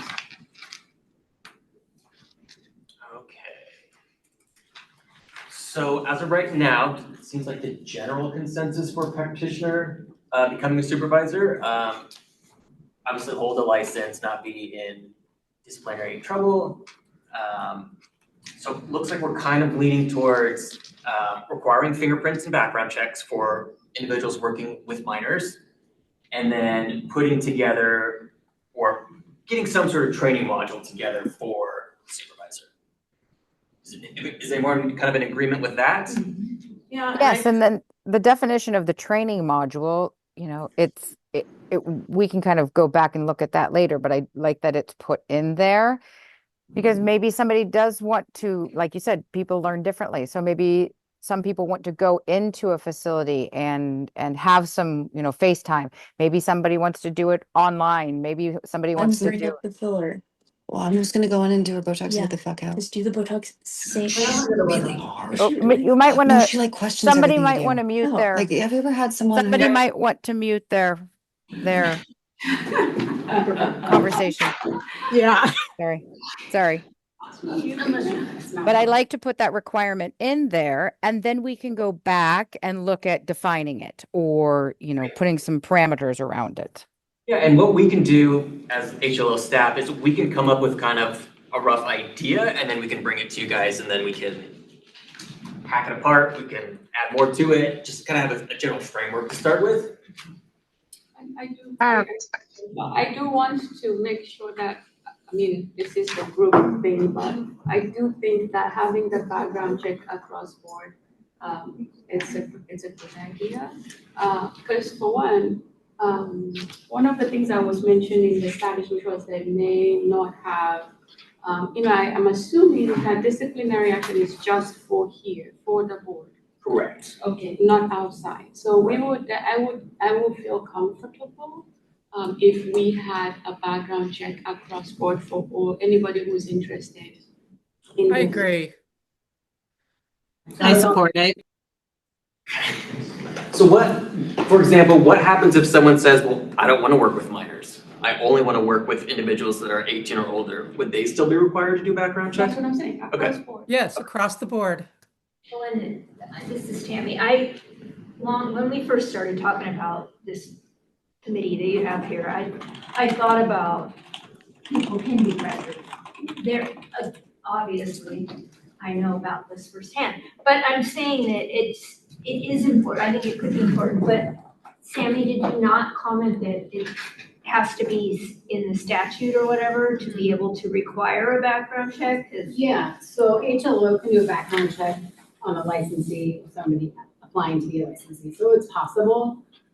What I'm not sure is, can we require a supervisor who's already licensed, already holds the qualification, already has done all the things, this extra piece, I don't know, it's possible, we need to find out for sure. That may be a good question for your legal side, because I'm wondering if something does happen, let's say somebody that has a background with assault or similar is supervising and something happens to the trainee, would the state of Oregon be responsible for allowing that person to have access to a student who may not have developed who may still be a vulnerable person? He might be 21 years old, doesn't know how to voice their concerns or whatever. So I'm thinking that's a good legal question. I want to add as well that I believe I saw a bill come across that they are reconsidering what to even look for in the background check or what is being considered when licensing. I don't know what happened with that bill, but I do remember seeing that come across in the email from the board. And just going back real quick for the record, I'm not sure if I misunderstood, but I don't agree with requiring training. I do agree with requiring curriculum, but 40-hour training, especially for people who are kind of in the middle of nowhere, they're already doing a lot for their area. For the record, I don't agree with that. So just to add that if we did an online training module, we could make it accessible to anyone. Yes. We put it essentially on Workday, and they can do it from their couch at home. They could. And I would just put together criteria for that, and I would not even put hours on there, because someone could go through it quicker than someone else. Like natural hair. Yeah. Great. I guess it would just depend. I think estheticians are very different than cosmetology than spas, and so a lot of times there's just one of us in this area, in this space. We're renting a singular room. We don't have a lot of hairdressers, so it's just different for us. Before we go too far ahead, I want to make sure that my background check thing is solidified. It is in my Yes, list. perfect. For Now, sure. thank you. Follow up. Schools require background checks for all of their teachers? Hold on one So, second, Liz. Yes. So Okay. hold on. So when No, they are not required for all instructors. Only if you accept people under age 18. So why would we expect it from Agreed. somebody else then? For all of our schools, we do. We're not doing school. Please hold on. Hold on. Please hold on just a second. Let me finish my thought before it runs away. Okay. So what I was trying to ask is this. When the cosmetologists do their renewals, do you do background check at that point? You do not. Perfect. That's what I needed to know because we do. We as in the Board of Massage every single time. One being that, and then if you lapse in your license and you come to renew, you may have left the state. And we only do, so when you're renewing a normal license, it's only within that time frame that you are in the state. So we only run it for Oregon. But when you lapse, we run it for every, international everything. Because you can leave Oregon and go and commit something outside of Oregon, and you can't catch that. Right. So I understand that HEC doesn't require this and that. Again, it comes down to protecting, whether it is a minor, it is an adult who is, not there all the way. People are vulnerable. People are very vulnerable. And I think that it is imperative for us to find out from the AAG whether or not this is required. Now, you did mention that it is something that's required in the initial phase of getting a license. After, it's not even required, exactly. So we need to find out, because I think that's very important. If you're putting somebody's child in somebody's care, I understand that's under 18. But some people are not all the way there, not even at 21. Yeah, but the state board, Pacheco, excuse me, but the state board is also trying to okay past felons to get licensure, correct? Last year, yeah, we did that, right? But there's such a So- requirement. Right, so the challenge is gonna be, if you're allowing a past felon to get a license, how can you possibly police a background check? Exactly. That's exactly what I was referring to. It's, as much as we want it, it's probably not a doable thing. Well, maybe a past felon shouldn't be, you can also parse it out. If a marijuana conviction was 20 years old, that wouldn't even be up for consideration. But if there was ever a registered sex offender. Yes, and I really think Oregon would be held responsible because they're sanctioning this supervisor. And it doesn't matter if their student is under 21 or under 18 or over 18. They're sanctioning this. And post-secondary schools do require background checks. And often they require drug testing. Not that I'm saying we should do that, but it's maybe trade schools don't, but I don't think lowering standards is appropriate in this area. So it says here under your requirement, supervisor may not be subject to any current or pending disciplinary action. Could you add to that or criminal record? No, that's not Okay, so that would take care of that in that right there. If you broaden that statement. But we usually can't broaden those types of things. What about specifically convicted sex offenders or human trafficking? Yeah, I don't agree with just criminal records flat. Hold on here. We shouldn't be getting specific on that. I think we need to go back to the basics and stick with what we need to be talking about. And I'm not trying to be rude here, but There are sex offenders that hold licenses today. But yes, there are people of every walk of life that are practicing barbering and cosmetology, and they're doing great at it. I know some, and they are felons, and they are doing amazing at what they're doing. That's fine, but should they be supervising? But with that being said, supervising kids, put precedent on. We can't control of what people are doing and put all these things on it. We need to stick with, okay, if they're 18 or over or under, okay, they should be doing background checks. We shouldn't be discussing backgrounds, okay? So this is for her to ask and decide on that. We can't sit here and speculate and discuss all of these things. I just don't think we should be doing, I don't think that's appropriate. I think licensees should be able to be a felon, but a licensed supervisor trainer may not be appropriate. I see what you're saying, but it's the same thing. If I was one, I'd be practicing here, I'd be doing clients. What's the difference of me teaching somebody under my wing? I mean, because you're in a supervisory, because you have power and authority over the person, and especially a young girl. Especially you. Think about when you were 18. I mean, what kind of voice did you have then?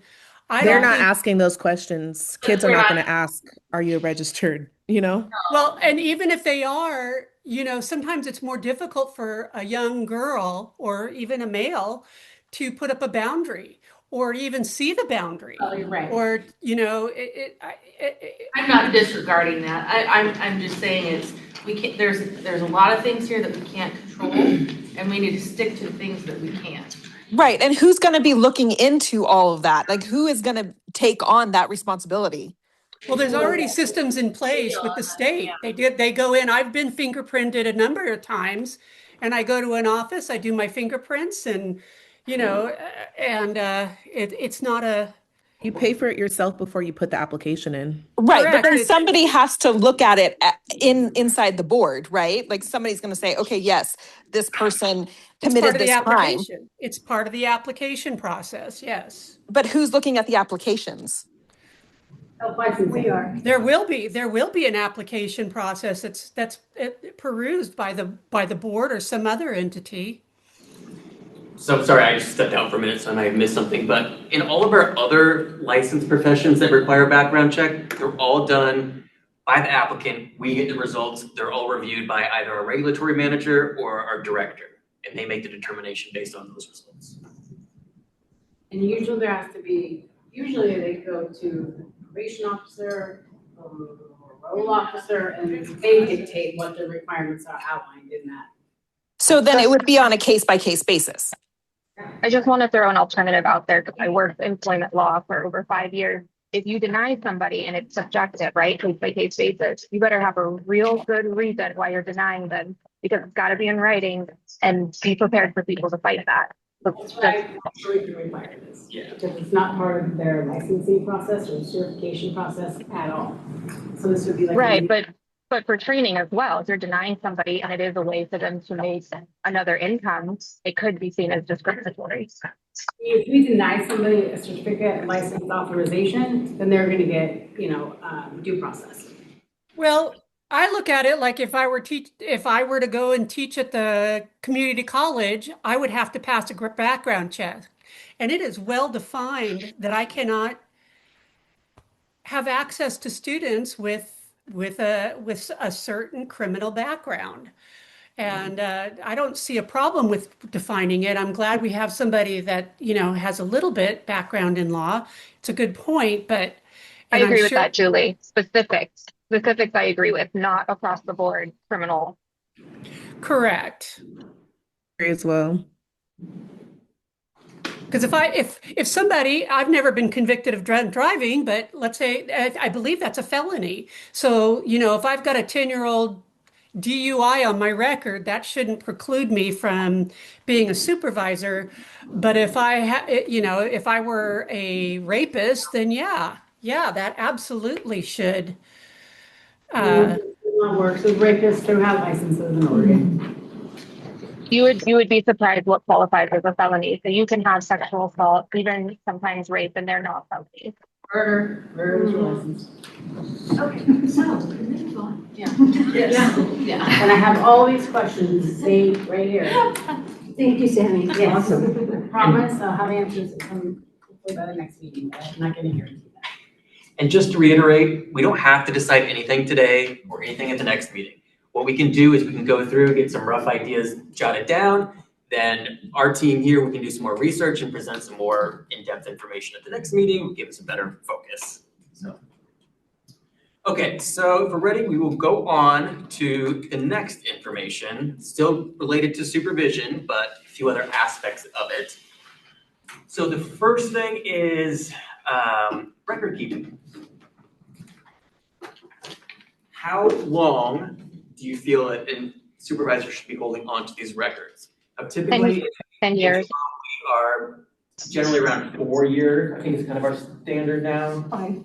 But I think it was, bloodborne pathogens has to be on file for 5 years. So the national standard is 5 years. We have, sorry, I can't. Yeah. 25 years if you are a beauty school. So, I mean, I get that 25 might be a little big for a salon owner, but I don't think a year or 5 years is appropriate. If something comes up, you have to be able to prove it up. And we, as estheticians, have to keep record of chemical peels. I think it's between 5 to 10 years, but I have to double check the rule. So, I mean, it needs to be at least that if that's what we're teaching kids. 5 years for chemical peels. Thank you. My thought is we just put in that thing we're doing, that they should reference to the SOS Secretary of State retention schedule. That way, if it changes, it's always there. I don't know, it's like administrative. Oh, it's all that, everything. I don't know if you guys wanna. Good luck with I will say that for like our hearing aid specialists, the supervisor is required, I think, to hold on to records for 4 years. But obviously, if you want to do longer, you can do that. Well, what is the purpose of holding on the records? I mean, that would dictate how long the records, the duration of holding on to the records. Is it to verify a student received training? And I would think 4 years would be an adequate amount of time. Yeah, so this is Derek. From HLO's perspective, it essentially boils down to that and down to auditing or if we get any complaints. Typically, complaints are filed within right a 5-year period. Yes. But that doesn't mean that you as a supervisor, you can hold on to them as long as you would like, but from an HLO perspective, typically it's 4 or 5 years what we ask for, but again, that can change. I think 5 years is appropriate. And then, does it matter what format? I don't think for us it does, just as long as it's clear, readable. So if you want to keep them written, if you want to scan them. Shouldn't there be a form or an Excel sheet or something that's rather uniform that you can give to supervisors so that if they do get audited, it's easier for the auditor to find the information they need? Yes, and part of the training packet that we're thinking about is there will be a certificate of training. So that's a 1-page that outlines all the requirements signed by both supervisor and a provisional holder. And there's also training logs. So that's more detailed version for the supervisor and the trainee to jot down, hey, we did this on this day, did that on that day. And that's something that we can provide with the application. So it gives the supervisor some sort of direction or some sort of document they should be keeping. So a quick question that training packet brought up. Are there going to be any requirements of hours, requirements of operations? What are those standards? Yep. It does we will get to that. Right, but I'm saying there's nothing that says it in the verbiage, correct? Yeah, as of right now, there's no requirement specifically outlined in the bill as to what a supervisor or a provisional holder needs to complete. Oh, okay. Okay, thank you. Sorry. I'll figure it out, hopefully. So format, doesn't matter if it's paper, if it's digital, everyone seems to be okay with that? Just to confirm, are these going to then be sent to the state so that they can take their license, their test? Yeah, typically, it kind of depends on what the board decides, but some of our boards have these similar options. We just ask that they submit the certificate of completion. So that's just a 1-page that shows, yeah, they did everything signed by the appropriate people, and that gets submitted to us. Or we have other boards that ask for that certificate of training and the training logs to be submitted. So And then do you guys have a retention time as well? How long you have to hold on to it? We do, yeah. What we do is we get the paper version and then we scan it into our digital online storage and we have to keep it, I want to say 25 years, but again, I'll have to look at those exact numbers. Because for estheticians, I would say if our minimum to hold on to chemical peel records, which we're going to be teaching, is 5 years, then our retention rate, at least for estheticians, has to be 5 years. And then, we can send it to you and you guys keep it for however long, but our minimum has to be 5 years. Otherwise, we are contradicting another law. Right. So yeah, if you want to keep it uniform, then we can do 5 years if that works. Transcripts have to be kept for 25. But that seems obsessive in this format. Yeah, and again, it's slightly different because it's Secretary of State regulated through the school, whereas typically like a training program is not something that's going to be outlined by the Secretary of State in regards to retention. You can give the board a range. Yeah, we can give them. How long does the board have to keep the records? So the board wouldn't be required to keep any of the training records. That would be through our office. My apologies. That's what I meant. HLO. That's fine. And like I said, I believe it's 25 years, but I'd have to look into that. Okay. And the only reason I'm so strict on this is I don't know if probably those who have been licensed over 15 years remembers Marinello.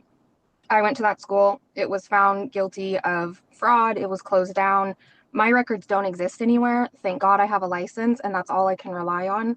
So it's very important to me that we keep those somewhere safe, somewhere, because like people like me, we all were a part of a lawsuit and we just got absolutely, what. So that's why it's a hot topic for me. I had something similar happen.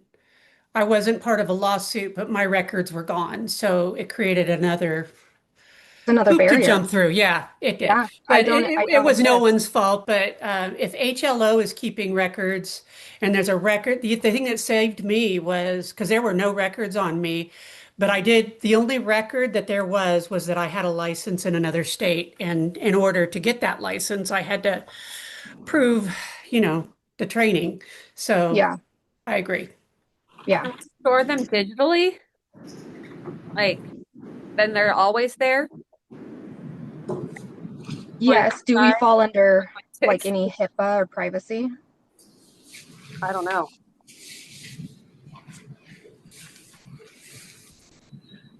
Another thing to keep in mind is how long are these people going, what is the time frame? Like right now, a practical is valid for 5 years.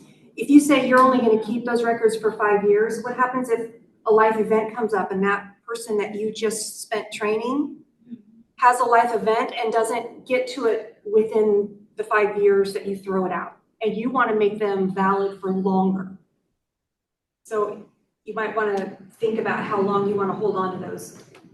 Can we still be subject to, and forgive me, I'm not an instructor, but I know that there's a rule where you have to send transcripts into like a place that houses them, right? Like Oregon Department of something, I can't remember.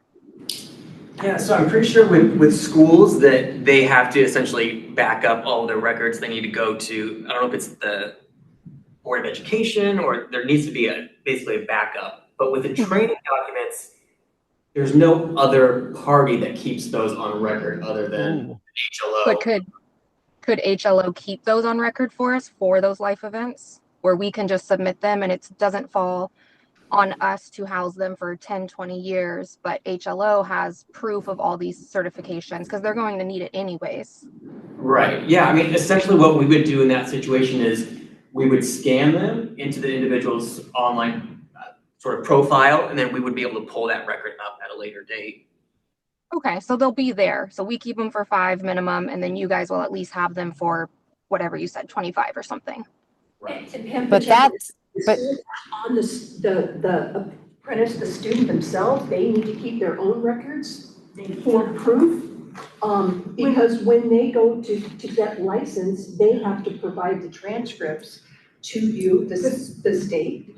No, we only accept transcripts from the school directly. The student cannot. Okay, so how is this going to work for the training? So essentially, we would have a certificate, in our other programs, we have a certificate of training. And Okay, again, that outlines like, I did 100 hours in audiology training. I did 50 hours in this, and then essentially the supervisor would sign off, yeah, they did this many hours, they did this many hours, I verified it. And then we would get the completed documents with the application. And then that's when we, after it was processed, we would scan everything with that application. So if the training documents come with the completed application, we would have them scanned into our online archive. But you guys only keep that final document. So it's got a recap of the required operations, the hours, the final written exam dates, like that kind of stuff. That's that one final sheet. Schools are required to keep documentation of what ROs were completed on what days, what was the grade of this practical taken, and all the check-in, check-outs, and all of that kind of stuff. Schools are required to keep that.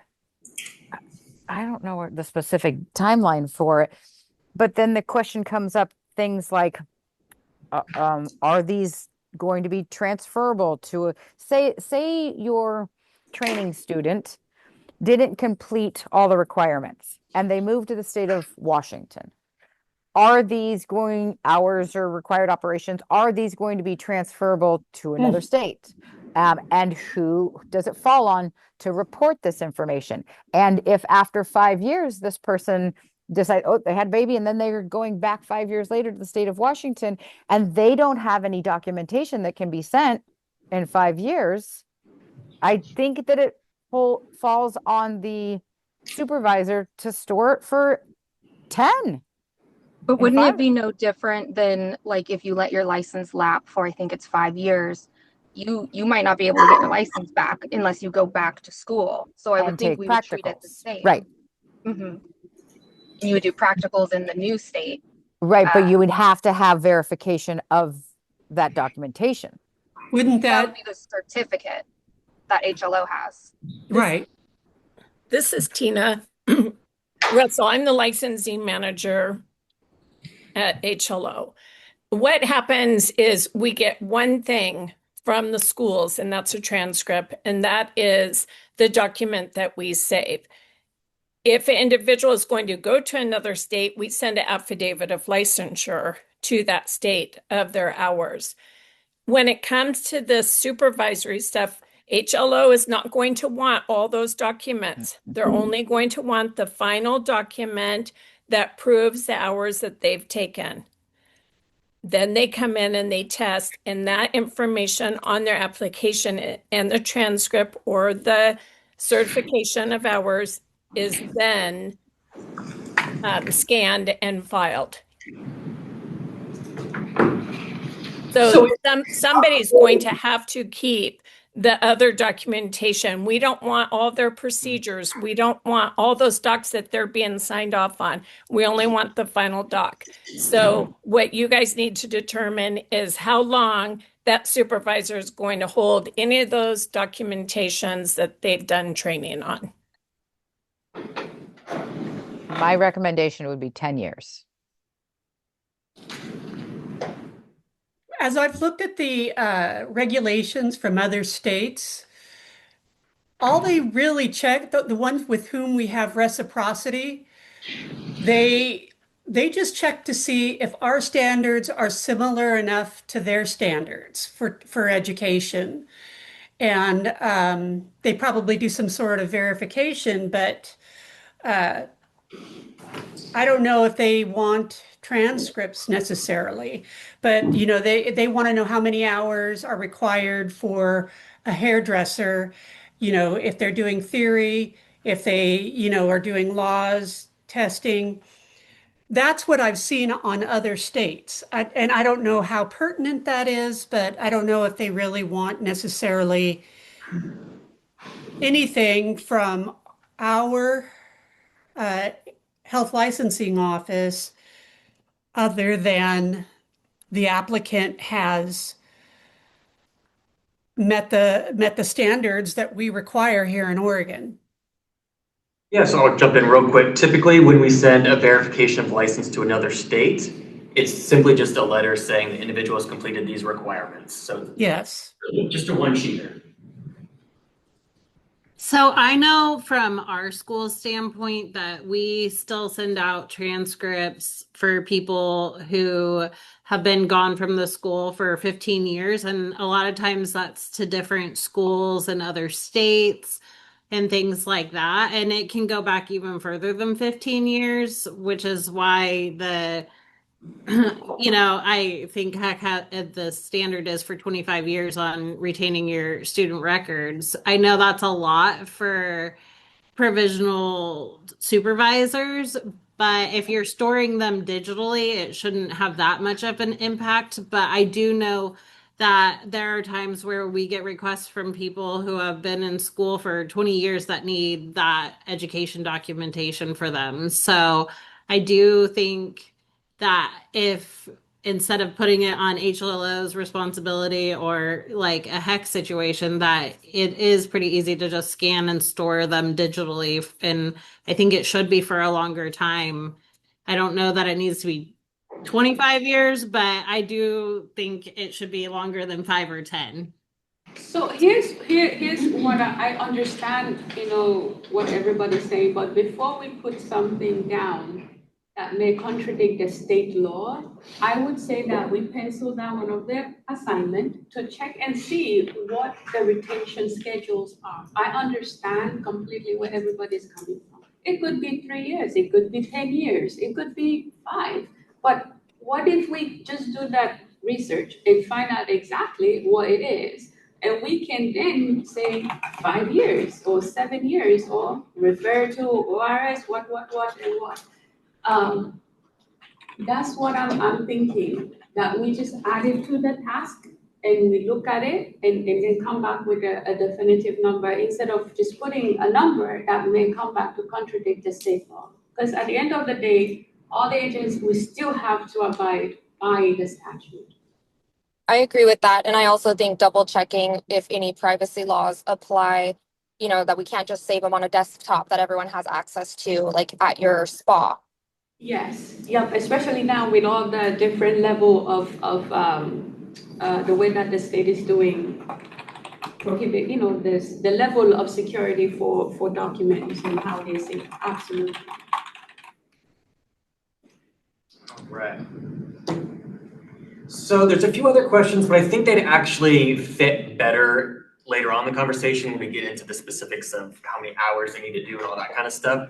But the last question I have before we take a break is client records and standards. So it probably sounds similar, but this is obviously going to be records of what the provisional holder is doing. Hey, I did a haircut on this person, I did, that type of thing. Do we want to keep that in line with the training documents? Okay, so that's something, again, we'll look into and get back an answer for that one. I think that should be separate than training documents.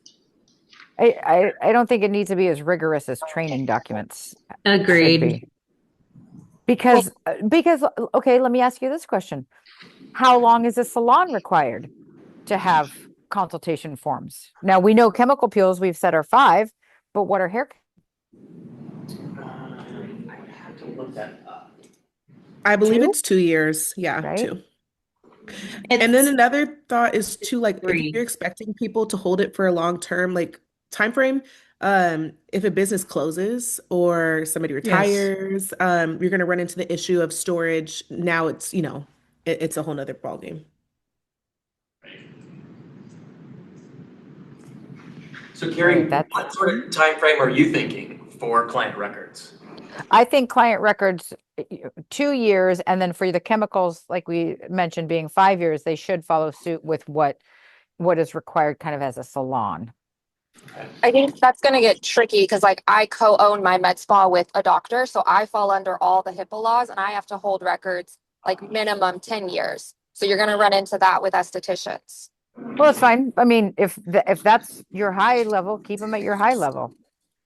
But and here's the other thing about this, right? So this training program, it's hair design might be one, salon, estheticians might be another one. They might be doing multiple programs.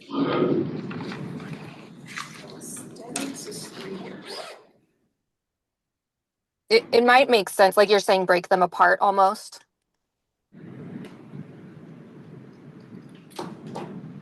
I think following suit of client records for as recommended by the state for per program. So under the current board rules, looks like client records must be kept at the facility for a minimum of 3 years. Except for the aesthetics. Except for aesthetics, correct. Mm-hmm. Right. We have separate. And isn't that only in the case of chemical peels and dermaplaning? That's Chemical not peels, dermaplaning, but when you, I guess we're not really talking about advanced, but it, Amantha, you probably know that better than I do. It's been a while since I've looked at the rules. Yeah, I was pretty sure it's 2, and I'm hearing 3. I'm going and looking right now online at the HLO website, but it's 2 to 3 years for sure for client records. And that's if you're solo, not if you're working under a derm or any, then the rules completely change. Right. It's for facility license holders. Mm-hmm. Yeah, so for an HLO cosmetology facility license, it's 3 years. Can we say 3 years standard unless dictated by your own organization, something like that? By other certifications. You could say for a minimum of 3 years, and then the salon or the organization can require them to be kept longer. Right. If they're licensed under something different. So say they've got an advanced aesthetics license, and okay, so advanced aesthetics requires for 5. Well, this program says it's 3, or whatever your other overseeing body's requirements are. Yeah, there you go. Yeah, Whichever's so like a higher. minimum. Yeah, whichever's higher. There we go. Right. Or whichever's longer. Maybe we should. I don't even know if that's even necessary for this committee to rule. I mean, we really only need to discuss what's appropriate for us, and for the other practitioner that works in a med spa, that person already knows what's required for the med spa. Is that correct? Yes, but if I were training, let's say, a standard esthetician, I still have to hold records per my med spa Yes. rule. Right. Mm-hmm. But that's not the responsibility of HLO for this committee. I suppose not, but I could see an argument of like, well, it only says 3 years and I did 3 years. I suppose, yeah. That's a good point, but I mean, I know better, but I don't know if everyone knows better. Okay. What's the statute of limitations on lawsuits? There you go. For a personal injury, it's now 3 years instead of 2. There we go. Oh, there we go. 3 years it is. 3 years. Or from the time that you discovered the injury. So if you were permanently injured, but you didn't discover it till 5 years later, then your statute actually runs later. Or if you're a minor, your statute doesn't start running until you're 18. So there's kind of some ifs and buts. Wow. That's good to know. That's good information, Kat. Thank you. You're welcome. Okay, so I'm getting kind of a range of 3 to 5 years. Yeah. You can put a range down, and then the board can make a final decision. Yeah, that's a good idea. Okay. All right, how does everybody feel about taking a break? Yay. Great idea. You guys want to come back at 12:30? 12:30. Sounds good. All right. Sounds good. Go back at 12:30. Thank you so much. See you in a bit. Bye.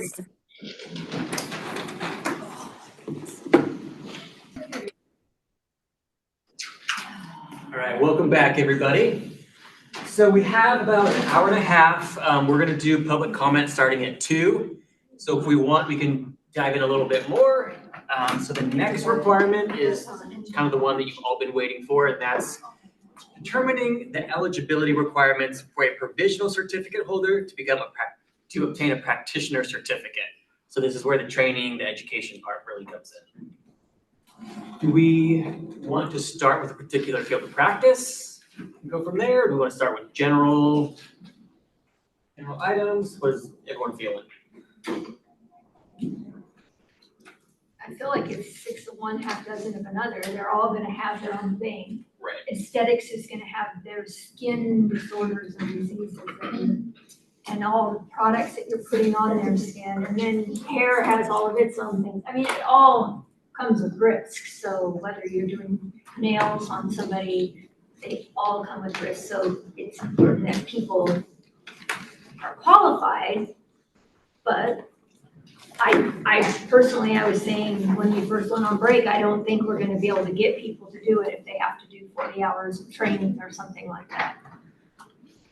So we talk to them individually then? Maybe, and then I was saying, maybe at the end, it's like, this is a documented training. If we're getting people to licensing, just like anyone in a school, then they should have requirements that have to go on a transcript. So maybe they go and take a final practical. They do that one travel to a school. When they're done with everything it's like competency. They're ready. Here's your stuff, go into the school and you pay the $150 or whatever it is to get a practical exam, make it a one-day thing, and they do a practical and then the school signs off on it, yep, Sally's ready or John's ready to go. And then they can put it in. I think that's a good idea. But how do you know if the person, well, at the end, you're gonna know if the person, I think online training, the training part of it could be that, like the SEMA we're talking about, you can do some of that stuff online if there's a way we can, so they can do all of the theory, so that person's not required to teach them the layers of the skin or the layers of the hair, or, they have to show them how to wrap a perm, but they have to do the training to find out what the chemical, the ammonium thioglycolate or all those type of things. They do training online for that or something like that, but the practical part of it needs to be checked at the end, I think. And that's just my opinion. Take it for what it is.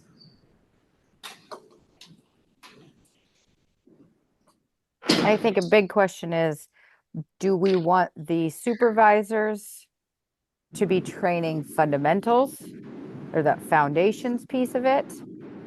Or do we want them an outside source that they go to for that? But this is my 2 cents, but I do believe that that is the biggest portion of a licensure, is people can learn hands-on. Clearly there's chemicals and coloring and, I'm just saying from like hair design point, and all that, but it's the theory and foundation that is so valuable.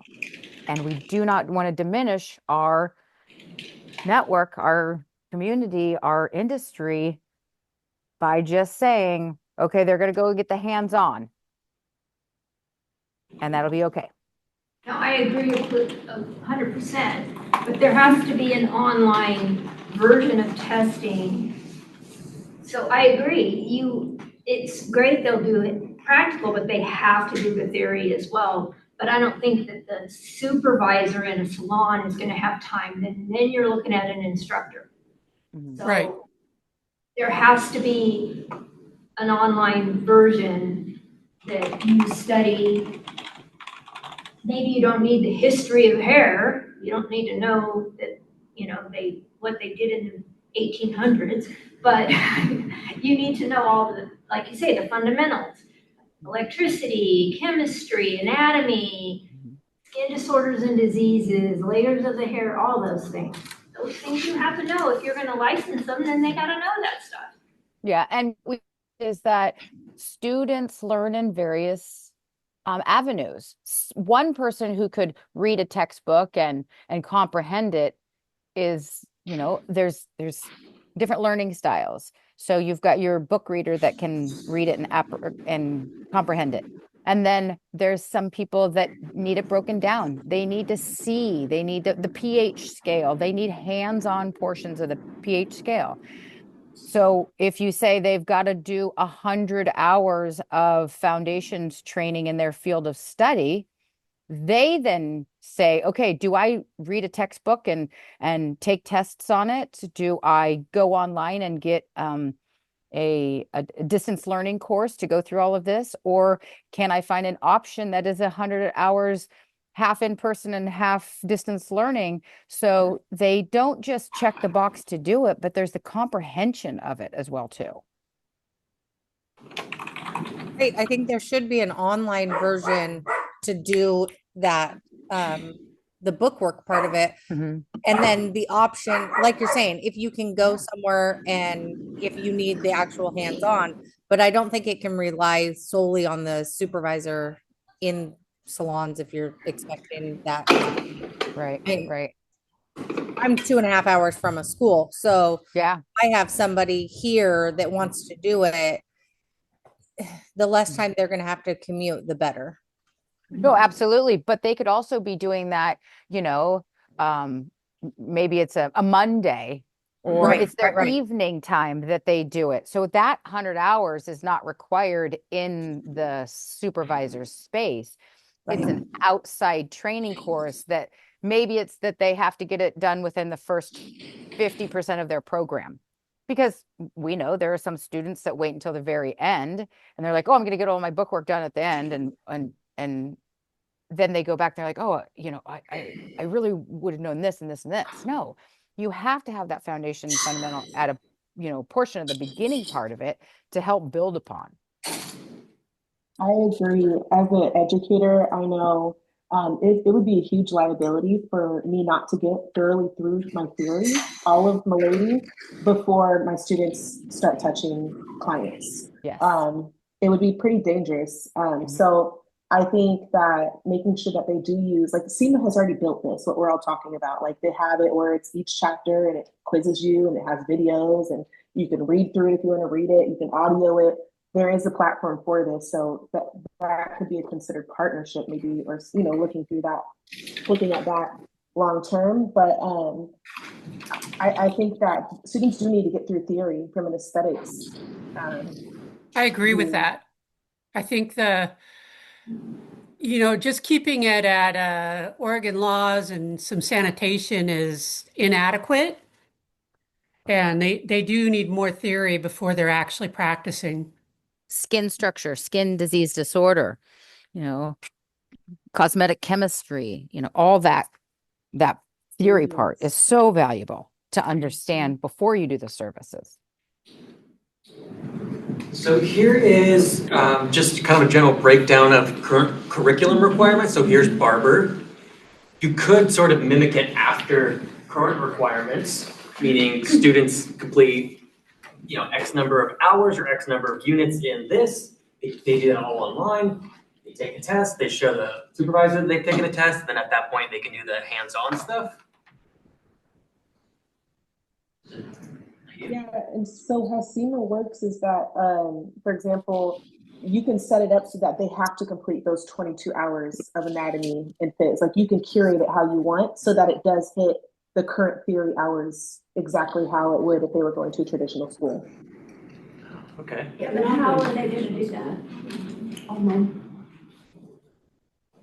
There's not an online 22-hour anatomy theory class though. So there's not going to be able to be recorded. Yeah, there's some online based learning, but to require that they do 22 hours, that doesn't make sense to me. We have to do it at schools. To be practical, if somebody goes into a relationship and starts working there, they can self-pace. Say they're only part-time, as opposed to a full-time employee, whatever you want to call it, apprentice partner, training partner. Thank you. I'm trying to find those words. So in that beginning, they have the theory that they have to do before they can start working on guests. They have to complete their required theory practices. They can do it at home, they can do it in the salon. However, the supervisor sets up with them to do it. Then once they get those things completed, then they can start actually practicing. But we also have to remember that we've got to keep it logical for a salon owner to be able to afford to have an apprentice partner. And that is getting them up and running as soon as possible. So what are the things that they could be doing? They can be assisting the owner, but they can also possibly be shampooing. So going through shampooing training in the very beginning and getting that set up and check that off, and then go to maybe, let's just say, blow drying and being able to blow dry, check that off. So they don't have to go through all of their theory in the very beginning. The basics of infection control, sanitary practices, and bloodborne pathogens make perfect sense in the very beginning. But from that, they start building on ways to make them functional in the salon environment, so the owner can afford to have them there. And those modules would be checked off along the way. I do have So, a real quick question. So the bill says that you know, if there's no school within 50 miles, then you can do this thing. Could the super or whatever have schools have this thing set up for the certificate holders where they can complete the theory aspect of it remotely? Because I do think that having the anatomy and physiology, and like you said, there are just things that the supervisor does not have the technical know-how to facilitate. So if that's it's gonna be a thing that we need the people to know, maybe we can have schools do a nice little package for the student, for the certificate holders, so they can complete during their training period. And are you referring to a practical procedures? Just a theory. theory portion. For other programs, I mean, I guess in my mind, and maybe this is because if I'm providing services to somebody as a practitioner, I must know something, right? Mm-hmm. Is it that I don't know how to supervise them, or is that I just don't know and I'm doing everything wrong? So I'm kind of unclear on why a supervisor can't. They can do the theory at home in 24 hours of anatomy, go through it all, and they're probably not going to really understand it until they start doing hands-on. But I'm still trying to, if I went through everything, I went through schooling, why can't I supervise? Why am I not qualified to supervise? I agree. And I'm a little wary involving schools or any schools, because then we're going to run into, do we have to pay the school to supervise this or to create this? And which school are we picking? And is it up to us or to the student? And if we're not considered a school and we're not falling under those rules, then I would not want to involve them. No, that's not what I'm saying. It can be anybody, any institution. It can be online. It can be my lady. I don't know what the implication is for that. It can be any. What I'm saying is that there is those theory aspect of things that a supervisor or licensed person practicing or who owns a place may not. They took this thing 10, 20 years ago. Things have changed since then, and if you're not continuing to up on your continuing education, terms have changed since the last time you took anatomy and physiology or microbiology. And so what I'm trying to say is that, I'm just also going off of what you suggested, is if we have some sort of a theory where, people can take this thing online at their own leisure, and then check off the list. Okay, I've done anatomy and physiology. Now, when the practitioner is showing you something, then it adds up. I'm not to say that the supervisor is not capable of teaching anatomy and physiology, but what kind of educational background do they have or qualification to teach that part of it? I think they have the qualification for the practical aspect of it, but maybe not the theory of it. But then again, I agree. I agree.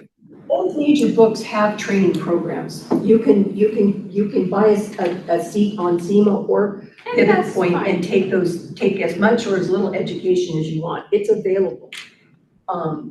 So that's precisely what I'm talking about. It's just having exposure to that theory aspect of things, and then you bring it into the practical aspect of things, and then it adds up. It ties in very nicely. Because I mean, I know, as an instructor, I mean, I'm not an instructor, but as a teacher, or as a student at some point, I learned better from some professors than most professors because of their teaching staff. But if you've not gone to school to learn how to teach somebody something, then what's the point of it? Just my 2 cents. So it kind of sounds like we're leaning towards having a more standardized theory portion that everyone has to do X, X, X, X, X, all the same, and then move on to more of the hands-on with the actual supervisor.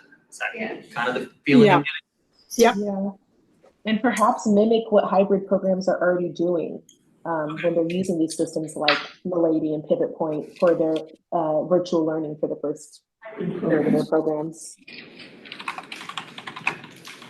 Because here's the thing too, we also have to think about is that if this becomes a thing, then why go to school if you don't have to do this? Why not move 50 miles away? Take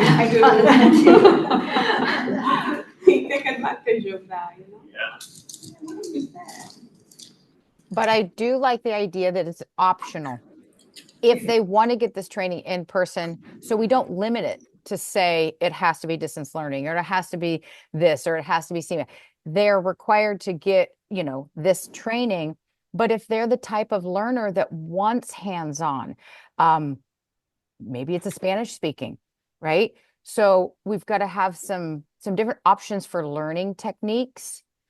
So I don't think just to say one way or the other, like this additional training has to be done, but it has to be done this way. You're right.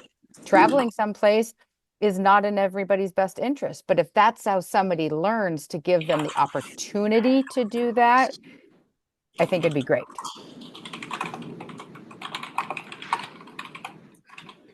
So checks and balances for the supervisor to get started to do the service, they need to make sure they know the information that they're going to teach, and then the teaching material for the students.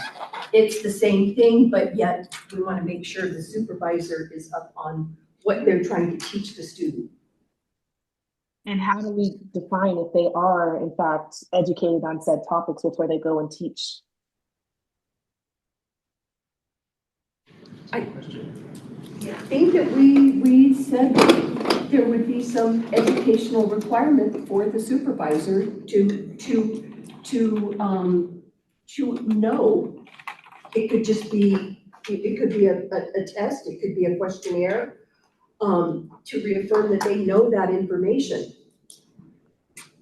Teachers don't have to do that. Just whatever requirement we hold our, what are we calling them, supervisors to, I just want to make sure it's the same requirement that we're holding the, standard teachers to as well. Yes. That is which is not requirement. That's not part of being a teacher. Okay, so I'm a little confused now. A teacher and a supervisor, you're saying they're two different things. Correct. So what's the teacher doing?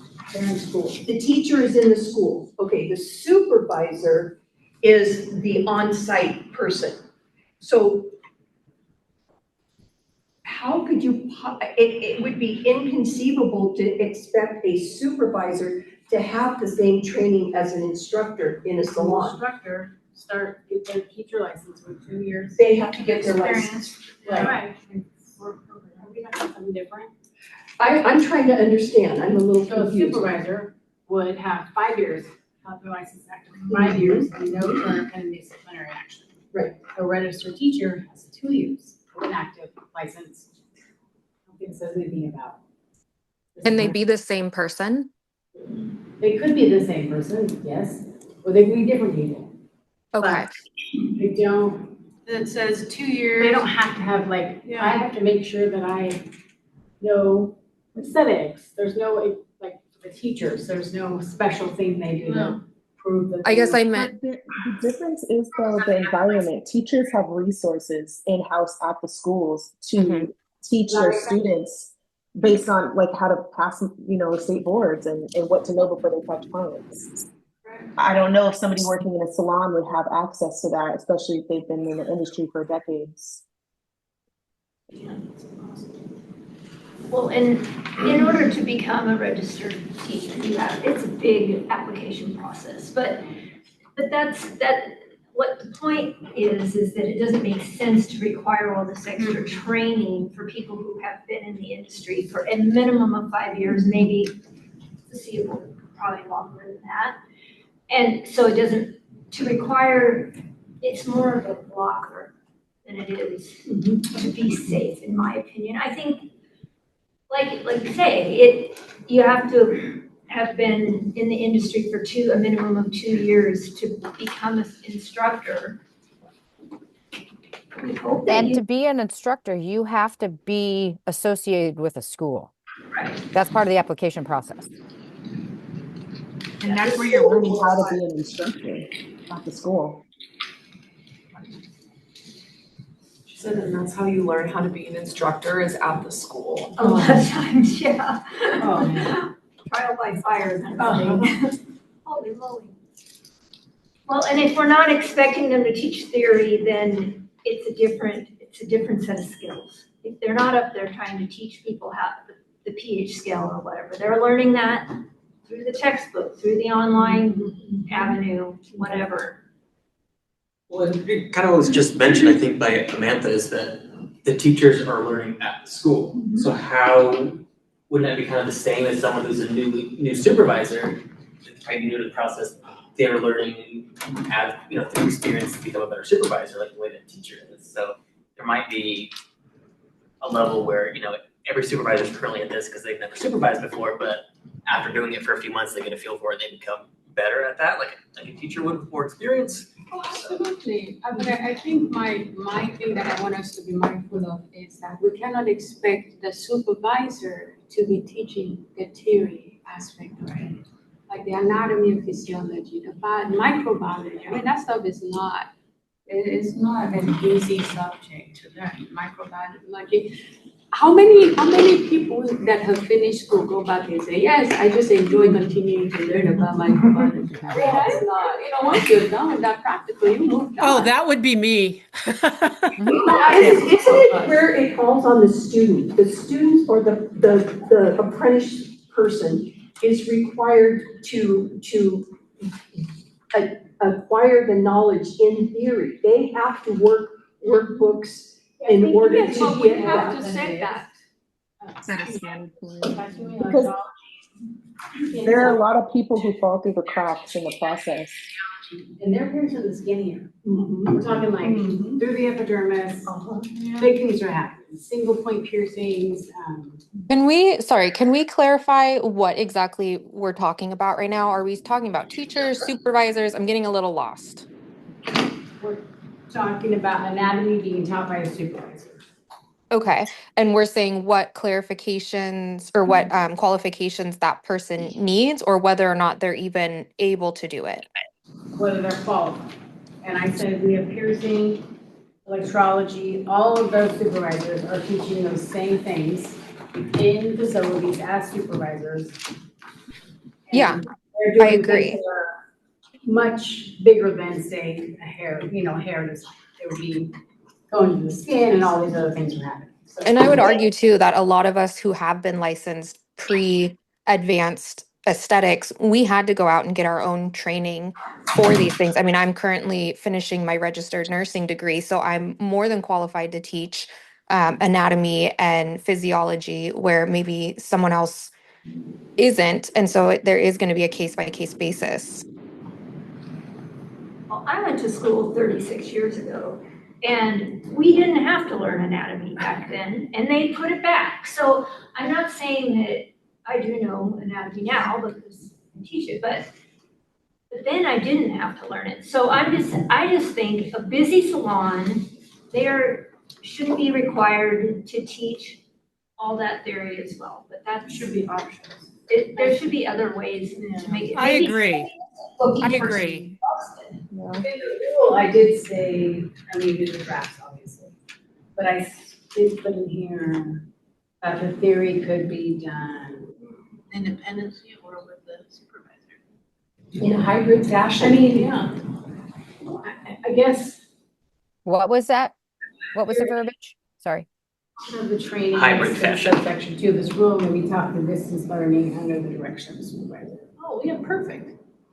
I mean, this is like my first run. I'm just following you guys. Did everybody hear that? No, can you just repeat that one more time? There's an echo. Yeah, the theory portion of the training may be taught through distance learning under the direction of the supervisor. Of the direction of the supervisor. So the supervisor, that makes it sound like the supervisor can teach it distance learning as the supervisor. But what we need to establish is, does a supervisor have the knowledge to teach that information? Yes. Because that verbiage that you're saying, I like it, the distance learning by a supervisor, but we're not establishing that the supervisor has that kind of capacity.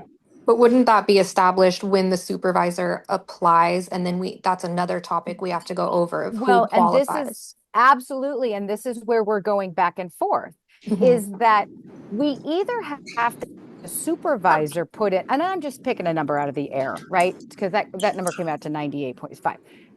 If we say the supervisor needs to do 100 hours of training, anatomy, chemistry, electricity, skin structure, skin disease disorder, blah, blah, blah, so that they then can teach it, that falls on them. Or do we say the student is required to get 100 hours of their theory foundation? It can be distance learning. It could be in person. It could be from a textbook. So you're putting the responsibility on the supervisor, or you're putting it on the student? Well, the supervisor's in charge, so they're gonna be in charge. But in the theory, there's, I think he said 22 hours of anatomy, physiology. So that's what the supervisor will be teaching the provisional certificate holder in theory. But what we're saying is we're not confident that these supervisors have the knowledge to teach this. But what I'm saying is that the legislature is confident that they are. Where does it say that? If you hold a license in Oregon in a field of practice, you can supervise a provisional license holder in the same field of practice. If you hold the license and if you don't have disciplinary action. You are qualified. Yeah, we're here though to define the boundaries. Right. I don't want you to get too far and then us next meeting say no, because that's not. But I don't believe that they are, and that's what our conversation is right now. Maybe we're falling into semantical discussions. How I envisioned it was they were going to put their theory online, but the supervisor made sure that they did it and checked off that it was done. Am I incorrect? Bingo. Yes, Oversaw that it was completed by an outside agency, source, whatever it was, but they were not teaching it. They were not the instructor. That's how I saw it. They were not the instructor. Just making sure it was done and complete. Right. They were overseeing it. Correct. The completion of it. They're not doing the training of it. Right. That's what I thought we were discussing. I thought we got in a little the semantic weeds here. But when they read the definition, that it was said distance learning by a supervisor, which would then say the gray area, this is that a supervisor could do it at home. Sure. Distance learning. They could say, hey, you're going to go do this. I'm going to teach it to you, but we're just going to do it on a Monday from distance learning. So I think the verbiage has to be specific, that the supervisor oversees, checks to confirm it has been done by an outside source. I agree with that. Perfect. I do not think that we'll be able to put that in a rule, that it has to be from an outside source.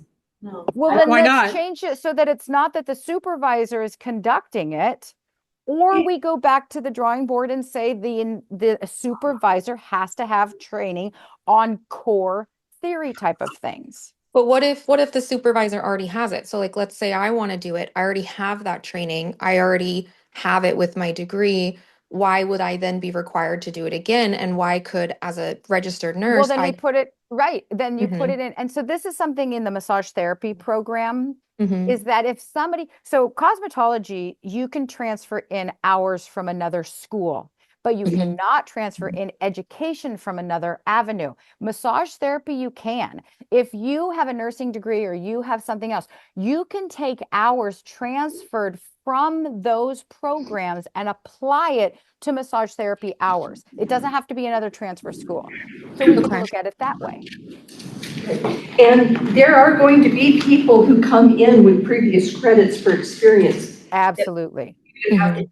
That do have a Milady, they have taken the Master Milady courses. They have been an instructor at another school before, but they're now behind the chair and in the salon, and they want to incorporate this program into their salon that they're at. And we should honor that training, that continued education and training that they have done. We honor that. But Mhm. if they haven't, Tammy, like you said, if you hadn't had anatomy in 20 years, if you didn't have your background that you have now and you were just behind the chair in a salon, how confident would you be to teach that?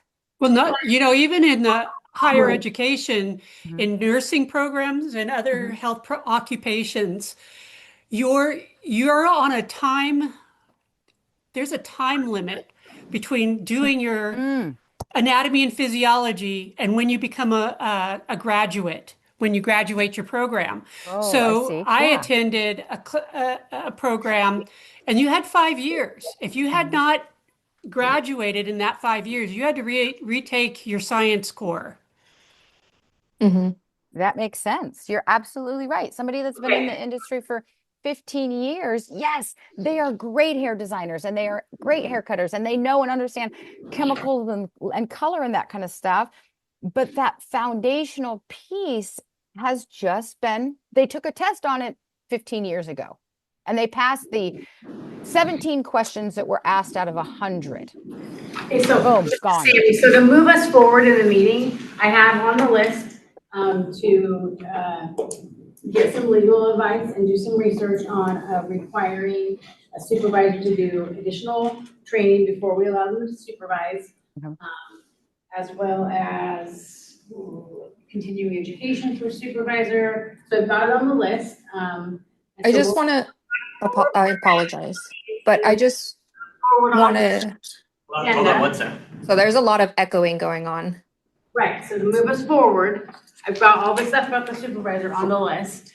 And then we're gonna now go to.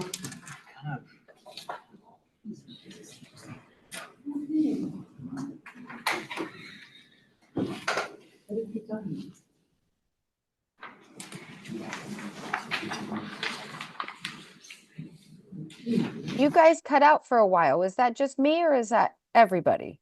They stopped talking. I don't Okay. know. No It one's was- talking at the moment. Hard to believe, isn't it? It's hard to hear when the papers are shuffling because it picks that up over your guys' voices. We have Karen, or 3 topics around that. I think there's more topics.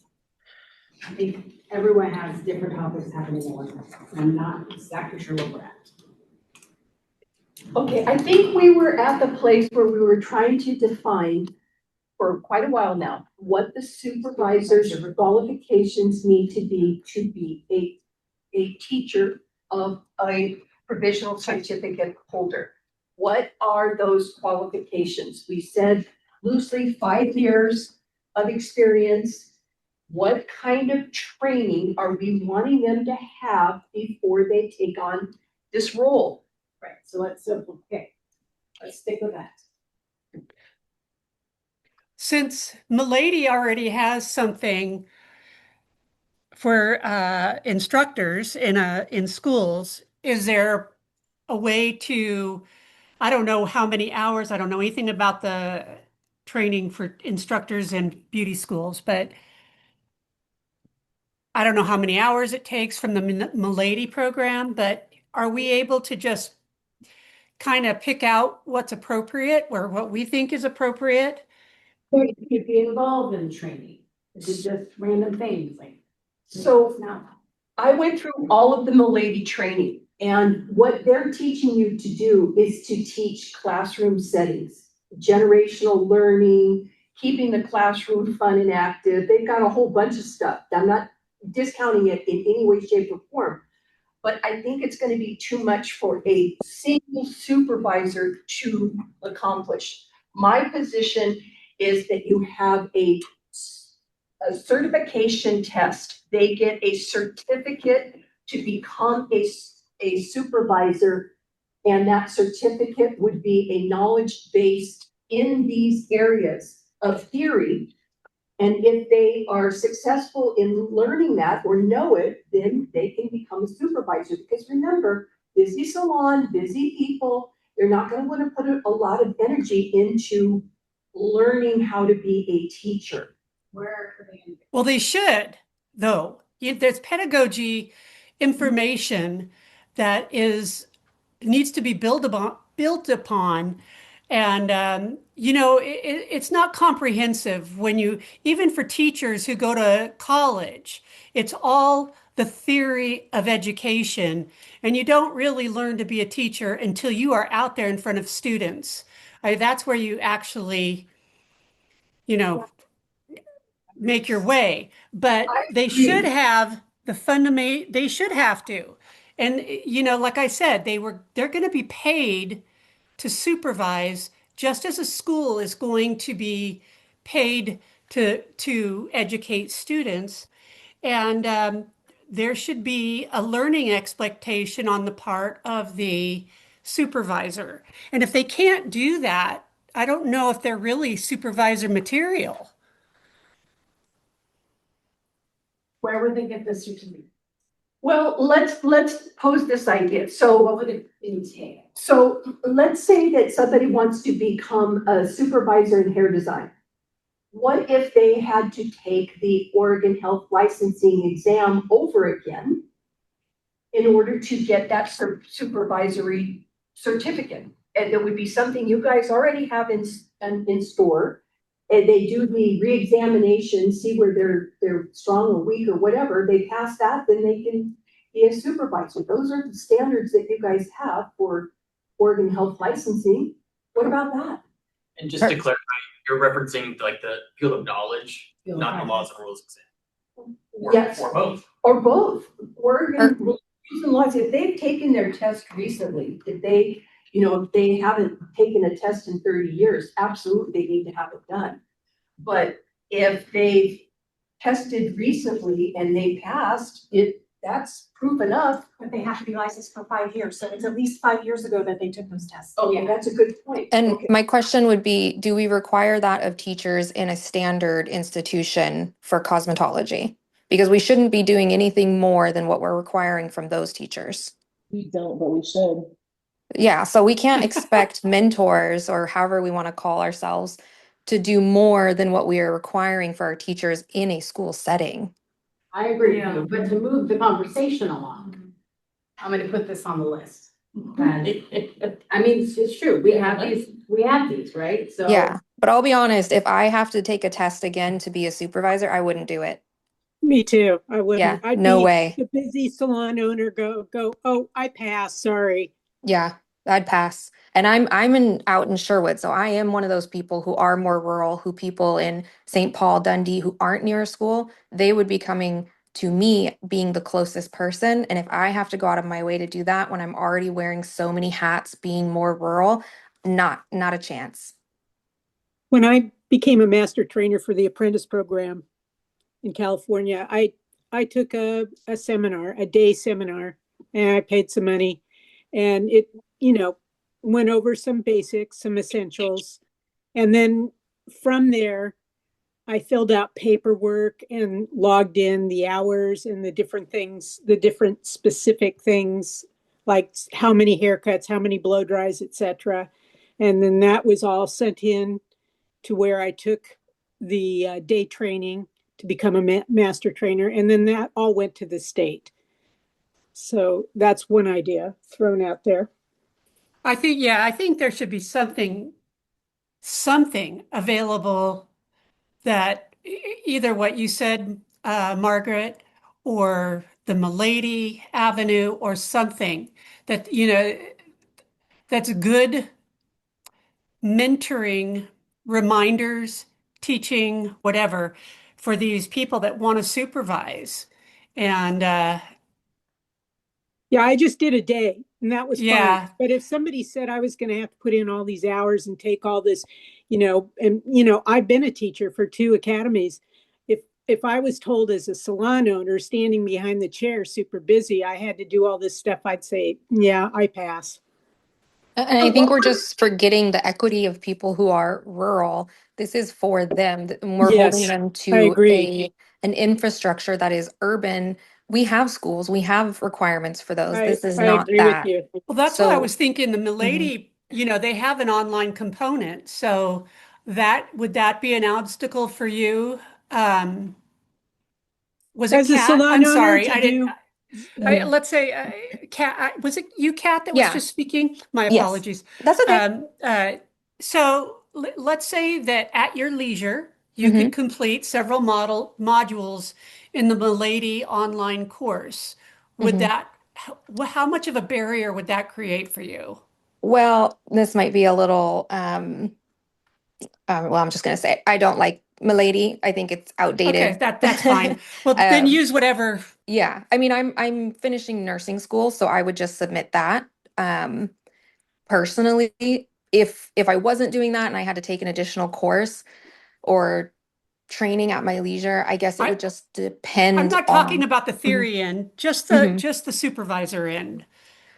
I think it would just depend on what the compensation after looks like. And I know that sounds kind of bad, but No, it does not. we're not doing it for free. So it has to match the effort that I'm going to put into it, especially being more rural where prices are lower and they are going to expect it to be lower than a tuition at a school in an urban area. I don't know. I think that working with a qualified mentor could actually be far more powerful than being at a school where there's, one supervisor for 15 students. It's more powerful, but financially, people who are living in these rural areas do not have the minimum wage is even lower than Portland Metro. And so you have to think of the numbers that way, the opportunities that they have. I mean, we're talking about people who are on farms. Really, 50 miles truly from the nearest school is even past my house up into the Chehalem Mountain where they don't even have city water. I mean, I Well, lose electricity almost every other day. Karen, go ahead. Was that Karen? Yes. Thank you. This is Karen Chambers from the HEC. And I don't know, it's really wonderful dialogue and conversation, but I'm just wondering, as I look at the legislation, and I could totally have this interpreting this wrong, but to me, it kind of seems like the purpose of the supervisor is to supervise someone who has already met the requirements for the provisional certificate, whatever you guys set that up to be, but it's to supervise them in the practical work, not necessarily to train them or to ensure they get A, B, and C that's required for this provisional certificate. what's a B and C, please?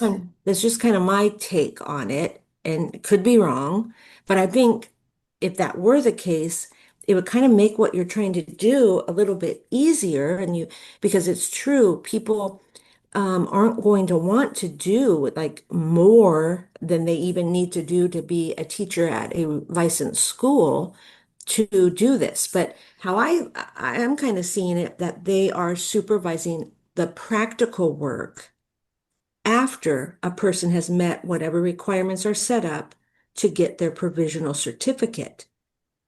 Then you got to decide, all right, how long do they have to work under the supervisor to then be ready for full licensure? So those are just my 2 cents. I agree with you because I that was more or less what I was thinking too, is that there's going to be a lot of like they would get the foundations would be taught, let it be a online platform or an option to go somewhere to do it, but then it's more the practical work that's happening in the salon. So that makes I wasn't suggesting that they have more training that, excuse me, the supervisors have more training than the teachers in the school, but I think there should be at least what Margaret suggested or something else where they learn some very basic teaching techniques. Sure. Teresa?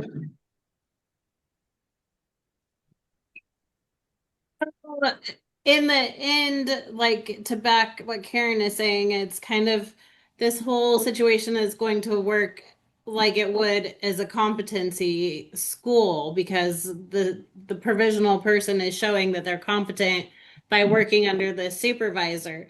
So in competency schools, you don't have our requirements to that. They have to meet the minimum service requirements for their competency.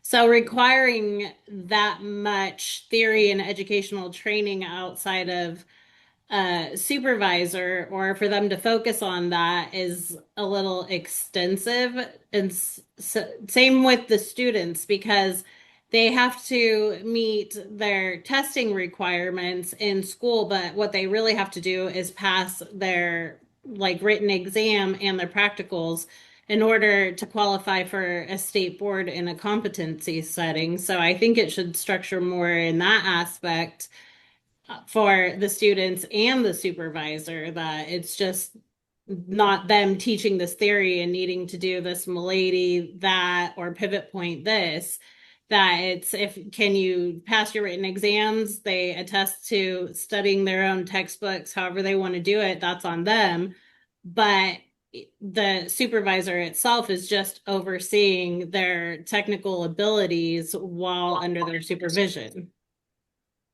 Yeah, but who's making these exams and who's grading them and all that? I mean, where's that fail safe to make sure that they're actually doing what they- HLO is that written exam, right? So when they go to take the course, that's where they're what they've done in their theory education is where they pass in that, right? Before they get to HLO, they have to pass exams with the school though. So who's Right. proctoring that part is what she's saying. I agree. And I know that if there's going to be, I've seen some of the board meetings, and they have great concerns with students who cannot pass the theory portion despite having gone to school.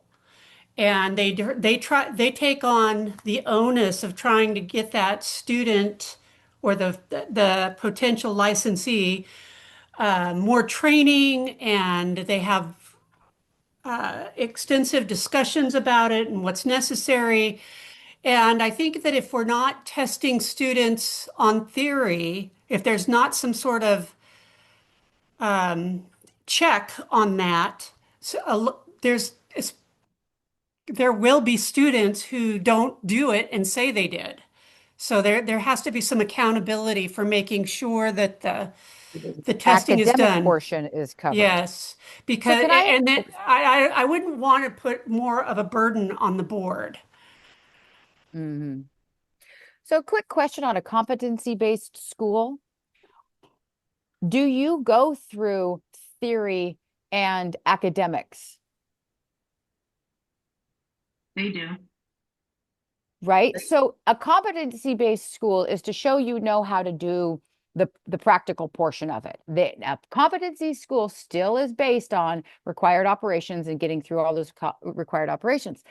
But a competency school, I am guessing they still have to go through theory, foundation, and academic. Like they've got to do chapter work They do. to take final written exams. They do. The only difference is the practicals. They just don't have to do as many necessarily. Okay, but a competency school still has to go through theory and foundation of your academic chapter work in order to take your final written exams. And that's what goes on a transcript, final written exams. That's the theory. And we can't downgrade our field our careers and not require somebody who's going through this to have the theory and foundation. And I understand it as a, um, so I'm just blank the name of what we were calling these, right? That you, in order to have this in your salon, you have to have a commitment. The commitment that schools went through to get licensed to teach students was hell. It was an extraordinary process, and we have to show day in and day out that we've got instructors that can present it, that we are giving them theory, foundation, fundamentals, all of these things. So if somebody is going to offer this program within their salon, I am sorry, but there's got to be some skin in the game. There's got to be some level of commitment that you're showing that you know that theory and foundation portion. I agree. I don't want it to be an extra like it's got to be balanced. It can't be a lot. It's got to be distance learning. You know what I mean? But there's got to be a portion to it. You can't just say, this is what I want to do.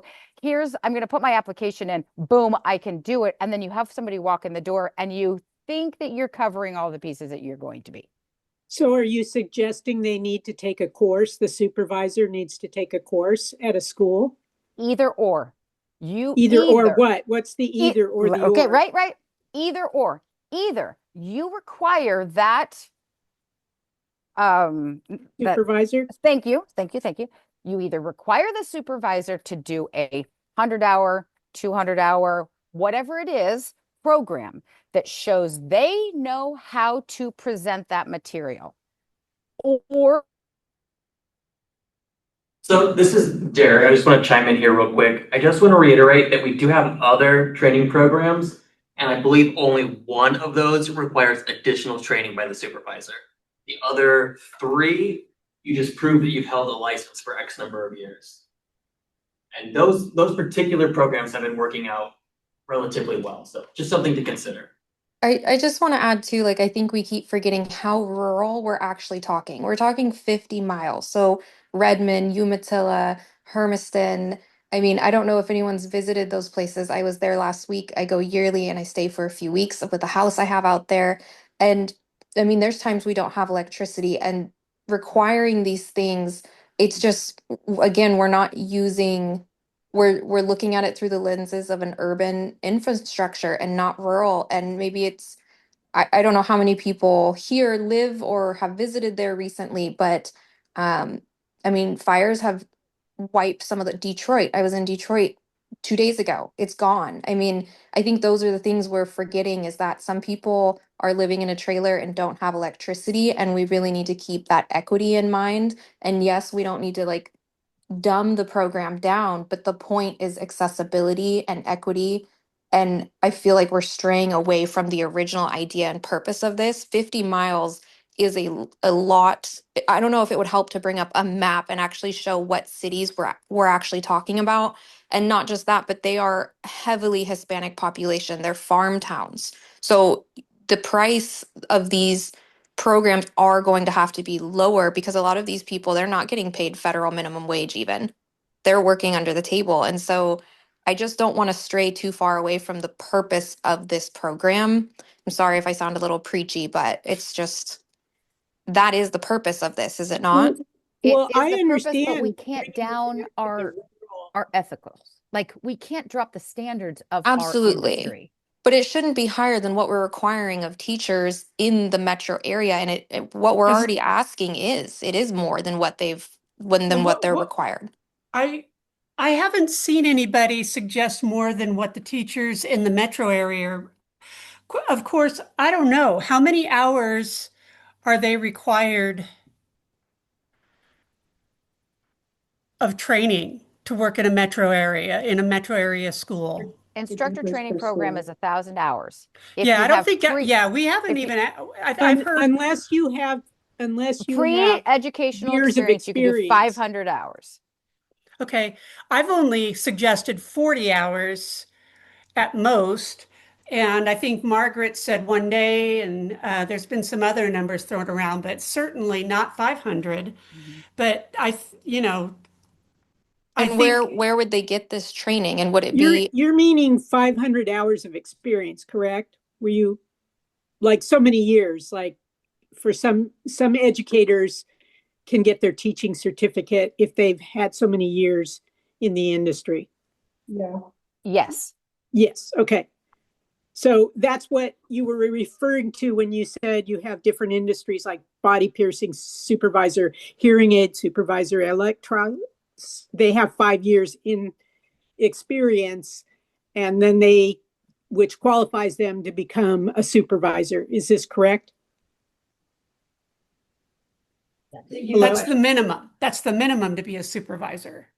And Right. that's where I'm unclear. Are you saying then they need to go and get an additional 40 hours of training to be a supervisor on top of their 5 years?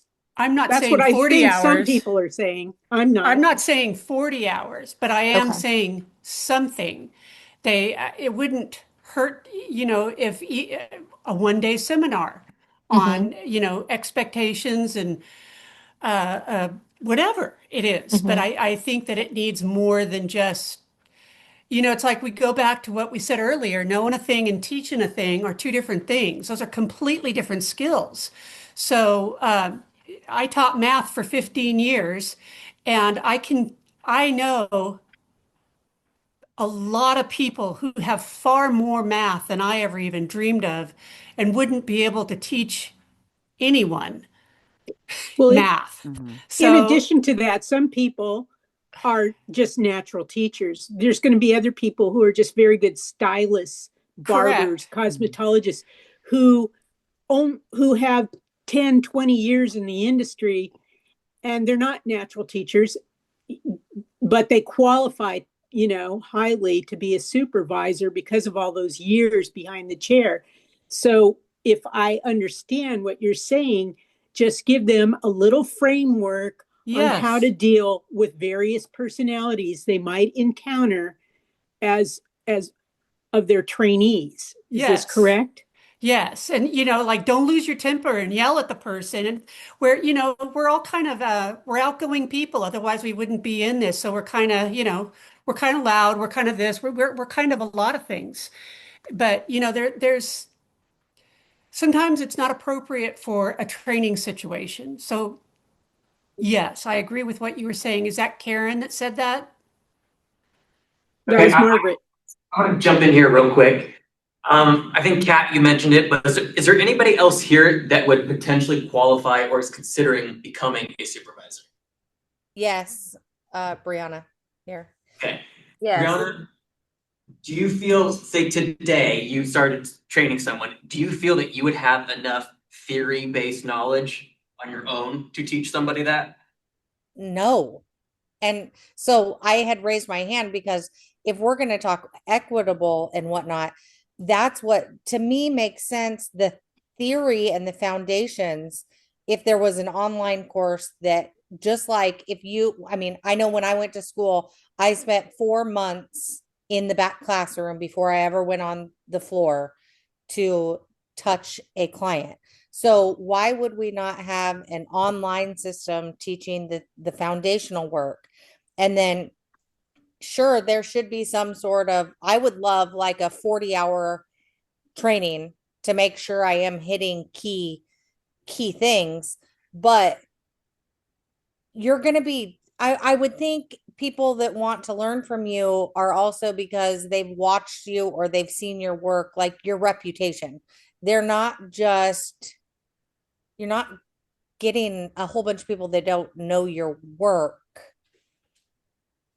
I don't know. There's more plays to it. And we're talking rural. I'm 2.5 hours from a school, but I have running water and electricity and internet.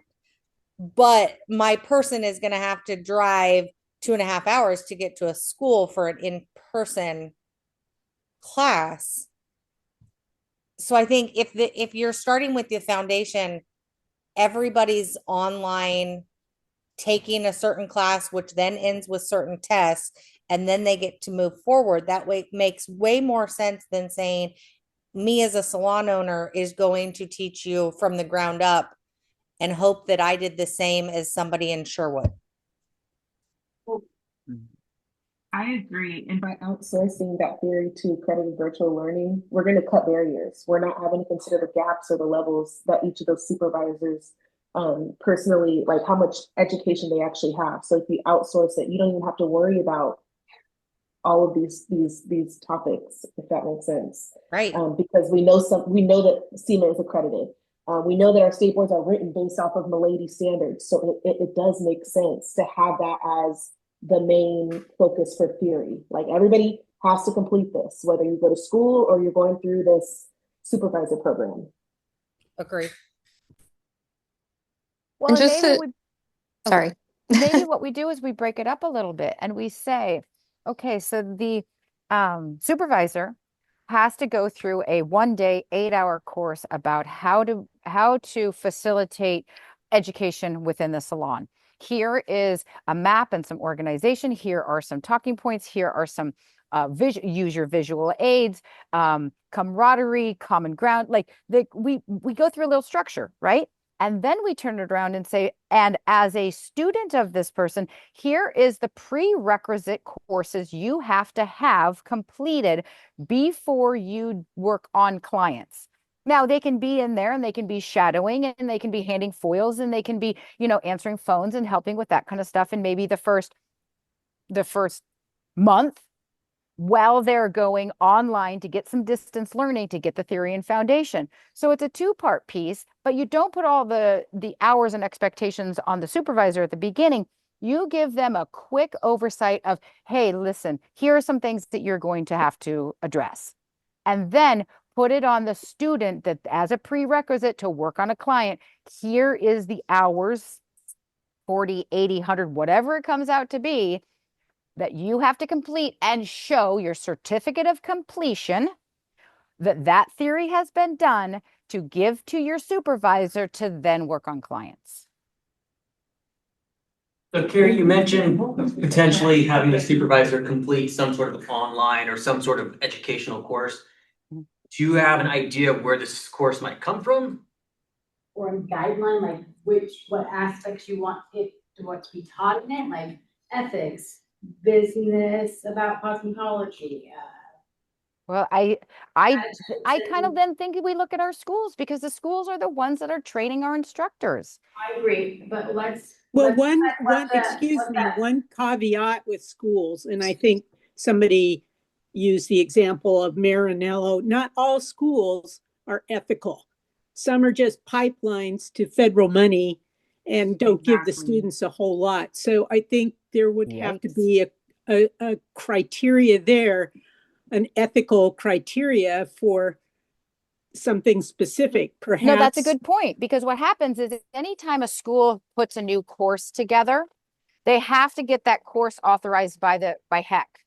So you are putting together curriculum that shows your program map, how many hours it is, what your content is, and that kind of stuff. So say there's built a 10-hour course that you're going to present for these instructors. That has to be then written up, just like if you do a continued education course, and I don't know, you have to put the agenda. You have to show what the agenda is, your lesson plan, your learning objectives. You put that to the state for an authorized continued education course. So run it like a continued education course. An instructor, a supervisor is required to do a continued ed course. Carrie. Yes. Carrie, go ahead. I'm listening to what you're saying, but I have some feedback. I think what is in place already is pretty simple. 5 years of experience, whatever HLO has already said, they have programs that are implemented that are working. Now, this industry, it's limitless. There's a lot of things that we can't put all in this laws and rules that a supervisor has to do. So I think if we keep this simpler, we're going to get more ahead, and then we can come back to some of this stuff later, because we got to get these very simple rules and guidelines down, and then all of this other stuff will just fall in place, and we can talk about it at a later time. And if I could add to that, I think we were just wanting a certain criteria established for the supervisor requirements, that they might take a small course to make them a good instructor to the trainee. No, I think that's a good idea, but just knowing of what's out there, there really isn't much offered for that. So in finding that, If you gave it some structure, like I said, Yeah. ethics, behavior, whatever you Like, want yeah. to say, then somebody could say, hey, I'm gonna. I can design that, yeah, like I could take that, I could take all There's the a need. supervisors, if it were me, and I could teach them everything they need to know in one day, and they could. So, I mean, you just gotta find the right people that's gonna be able to teach that, but who's gonna offer Train to teach train. that and train, figure it out. We have one for here. So it's a good idea, but it's like, how are we gonna find this and how are we gonna put that in place? I have a quick question too, and I don't think we've touched on it yet. If this is more like a mentorship, I'm assuming, or the way I'm envisioning it, is it's one-on-one, but is it not? Could you have 3, 4, and at what point does it become a classroom setting? Well, we haven't got to that yet. It's something that we'll talk about in regards to ratios of supervisors to.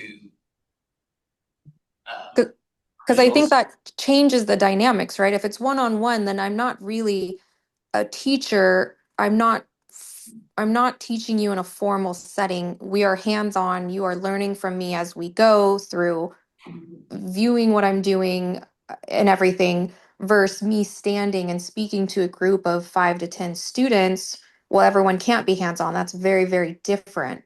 Right, you're more of it's an apprentice type situation. Yeah. Can you say that again? I think those are still left to be defined. I don't know the goal. I think some of the stuff that we keep going around about, though, is almost like cart before the horse, because I would need to know to determine whether or not kind of some of the things we've discussed, is this going to be a one-on-one or no more than 5? Because that will change kind of, I think, qualifications that someone needs to have. It changes everything, I would think. So are you saying that a supervisor may not need as many hours of extra training if they're only supervising one person as opposed to 5? Maybe not.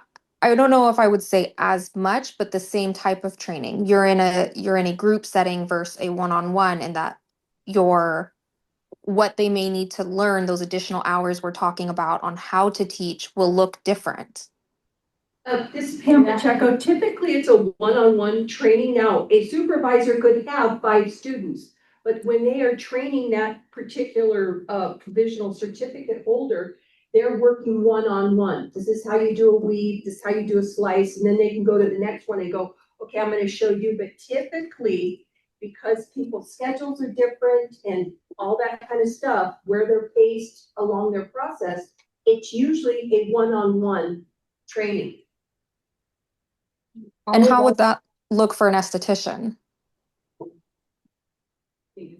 Job shadowing typically in the beginning, and then they start working on basic things.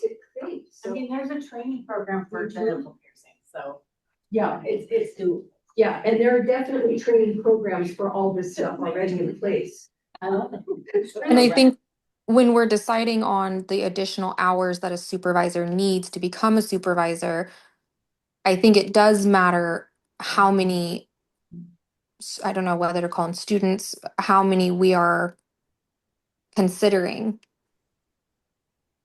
And I would like to say, from somebody who had to get my program, my aesthetics program approved by HAC and spend the money and spend 2 years building that curriculum, it really isn't fair if somebody is essentially getting the approval for this and taking on 5 students. And essentially, it's like, why did we put the work in to open up our programs in our schools and do it the right way with HAC if people do get to have a larger, I don't want to call it a class size, but essentially being able to supervise more than 1 or 2 people. I agree. It's almost like we're opening up a rural school with all these. Yes. Exactly. And with less work and less financial effort up front. Yes, because I'm doing the same thing that Amantha did. And I mean, it's not cheap, and you have to submit multiple things. You have to follow the curriculum. And it is expensive, let me tell you. Okay, so going back to supervisor training, what sort of topics do you guys feel should be in that training? Safety, sanitation, infection control, bloodborne pathogens, anatomy, chemistry, electricity, all the foundational stuff in some form. They should have a good general knowledge of the foundational stuff. What's required to pass Oregon exams? I also think learning styles, just break it down real Yes. easy to learning styles that each Yes. person they might encounter. Great. Pedagogy for mentoring. Communication. Yes. Yeah. I think it should be someone that's educator already, and they should give them a whole breakdown of how they run their program and then simplify it and tell them how to implement it in their daily services and kind of set up a whole routine of a day. Okay, you get here 30 minutes before, we're gonna do 30 minutes, something. There's gotta be a plan and there's gotta be a routine. And I think it can be implemented with some, two heads are better than one. I mean, I had to learn somehow. I learned from other teachers that I was taught by. I learned from Tammy. I learned from a lot of people that she knows. I mean, that's how it works. So, and like you said, if we're building a framework right now, we get into the specifics a little bit down the road, where the standards are, what are the this, and this. But right now, the general framework of a supervisor is what? What are we saying they need to have? Let me give you what I have on my list here of things you guys have thrown out. So must pass the Oregon laws and rules. Derek and I talked about maybe a hybrid laws and rules exam that the supervisor and the provisional certificate applicant would have to do. It would be something online. They wouldn't have to come to the office for, something like that. Or the supervisor pass the Oregon laws and rules we have now and the field of practice again. You guys talked about that 40-hour training program and throwing out like learning styles, communication, and then all the things listed in theory that was listed earlier right there, all those topics. Go to a school and get training and knowledge based on what's in the theory topics. Maybe online component, or possibly holding a higher level license, and then I have trainer. So all those things. Eric's gonna be busy. We're gonna be busy. Okay. No, is that about where everybody? I'm a good meeting. Good start. It's a lift. It's a lift. So what I'm understanding after that long list, that's what we're all expecting that the trainer is tested out on. No, those are just ideas. Okay. Further explore. Okay. I'm like, who's doing that? And I do think that, I mean, somebody mentioned earlier, like with the schools, if they have somebody that has previous teaching, and they've got, 15 years of teaching credentials, that they would have them teach. Like, I have 23 years of master facilitation by a global brand.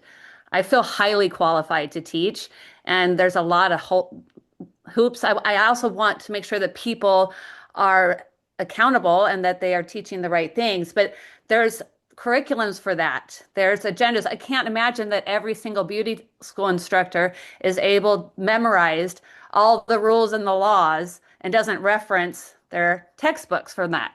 But the students are still able to learn it, and it's about facilitating the knowledge, providing a space that these students get everything they need, all the knowledge, where they get some of it online, they get some of it hands-on, and that we're making sure that they get it all so that they can test out, get their license, and start their career.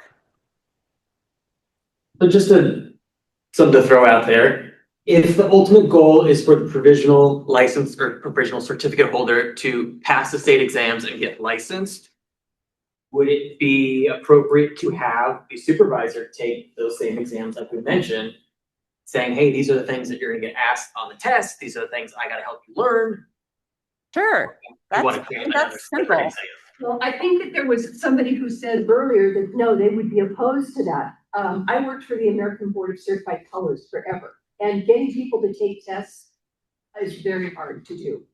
I think for somebody to go back through and pull their, yeah, I mean, it can be daunting, especially if you haven't done it for 20 years, 30 years, to retest in that form. My position is to do a condensed version of general knowledge.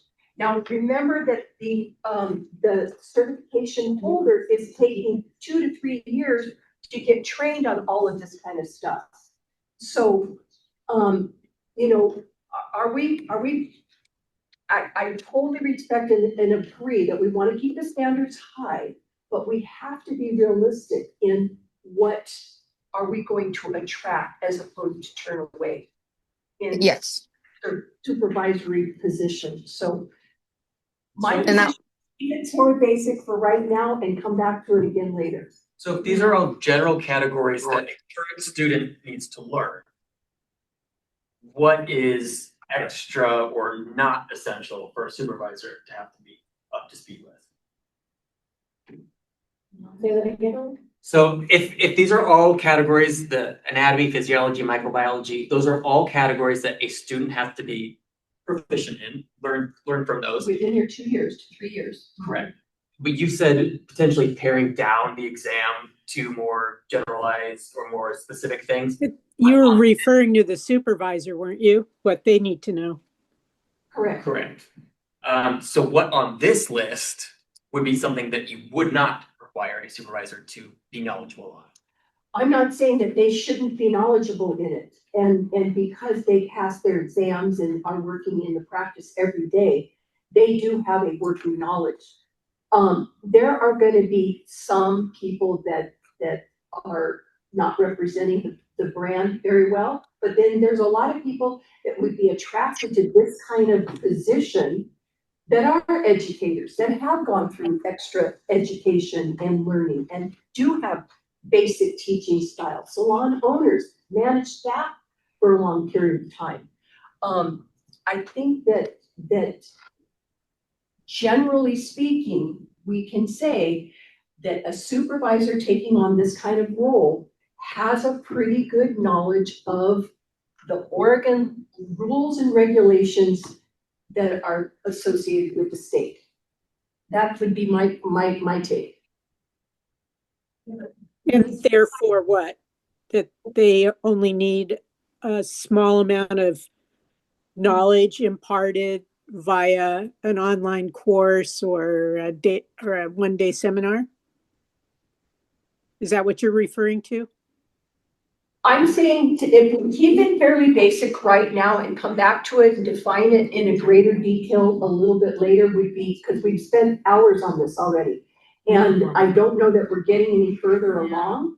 But yes, we do want to make sure that our supervisors are trained. And there can be development of online courses. There already are online courses that people can take to get up to that standard to be a supervisor. But right now, I think it's illogical for them to be required to take a test on all of that in order to be a trainer for 1 or 2 provision holders.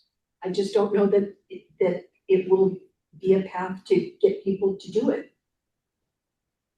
I will say again, I think it's probably the 8th time I've mentioned it, but our other trainee programs, the vast majority of those supervisors do not have additional education requirements once they obtain the regular license. They register to become a supervisor, they're a supervisor. And in regards to them not being up to snuff or maybe not doing all the proper training, they typically tend to weed themselves out. A lot of these programs are pretty small and word gets around. So when there's a supervisor that has repeatedly had students that didn't pass or just had really bad experience, that word gets around and they typically just weed themselves out. What about this idea? Now, I do know as instructors, licensed instructors, they are required to have continued education. So that's maybe there's something that we put in there that a supervisor is required to have continued education. But I want to go back to this. Pam, you're absolutely right.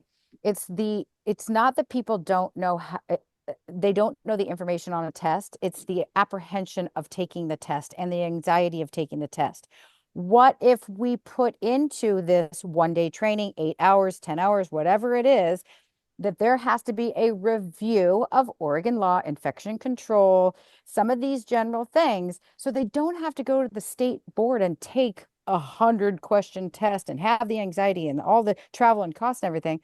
But this training that they're required to have as a course, supervisor course, reviews that information and is part of the agenda, the learning objectives, and the lesson plan. Ariana?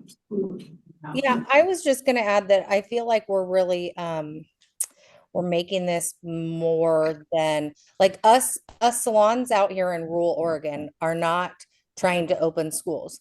We're trying to say, hey, the 18-year-old that can't afford to move 3 hours away from home to go to full-time cosmetology school can make the steps and come be in my salon. I supervise them and they can still get a career in cosmetology.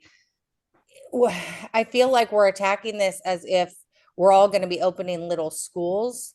And yes, there needs to be checks and balances and there has to be standards and all of that. I agree.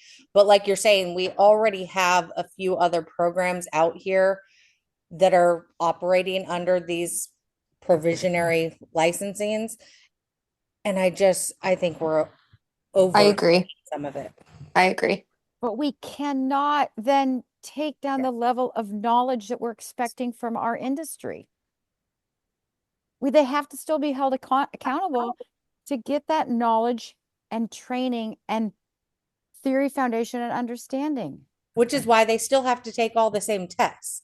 None of the testing is changing, and they're still going to have to take the boards eventually. Yeah. You're just taking out the school piece. We're all working towards the final goal is to have a license. To get the license, you're gonna have to pass all the tests.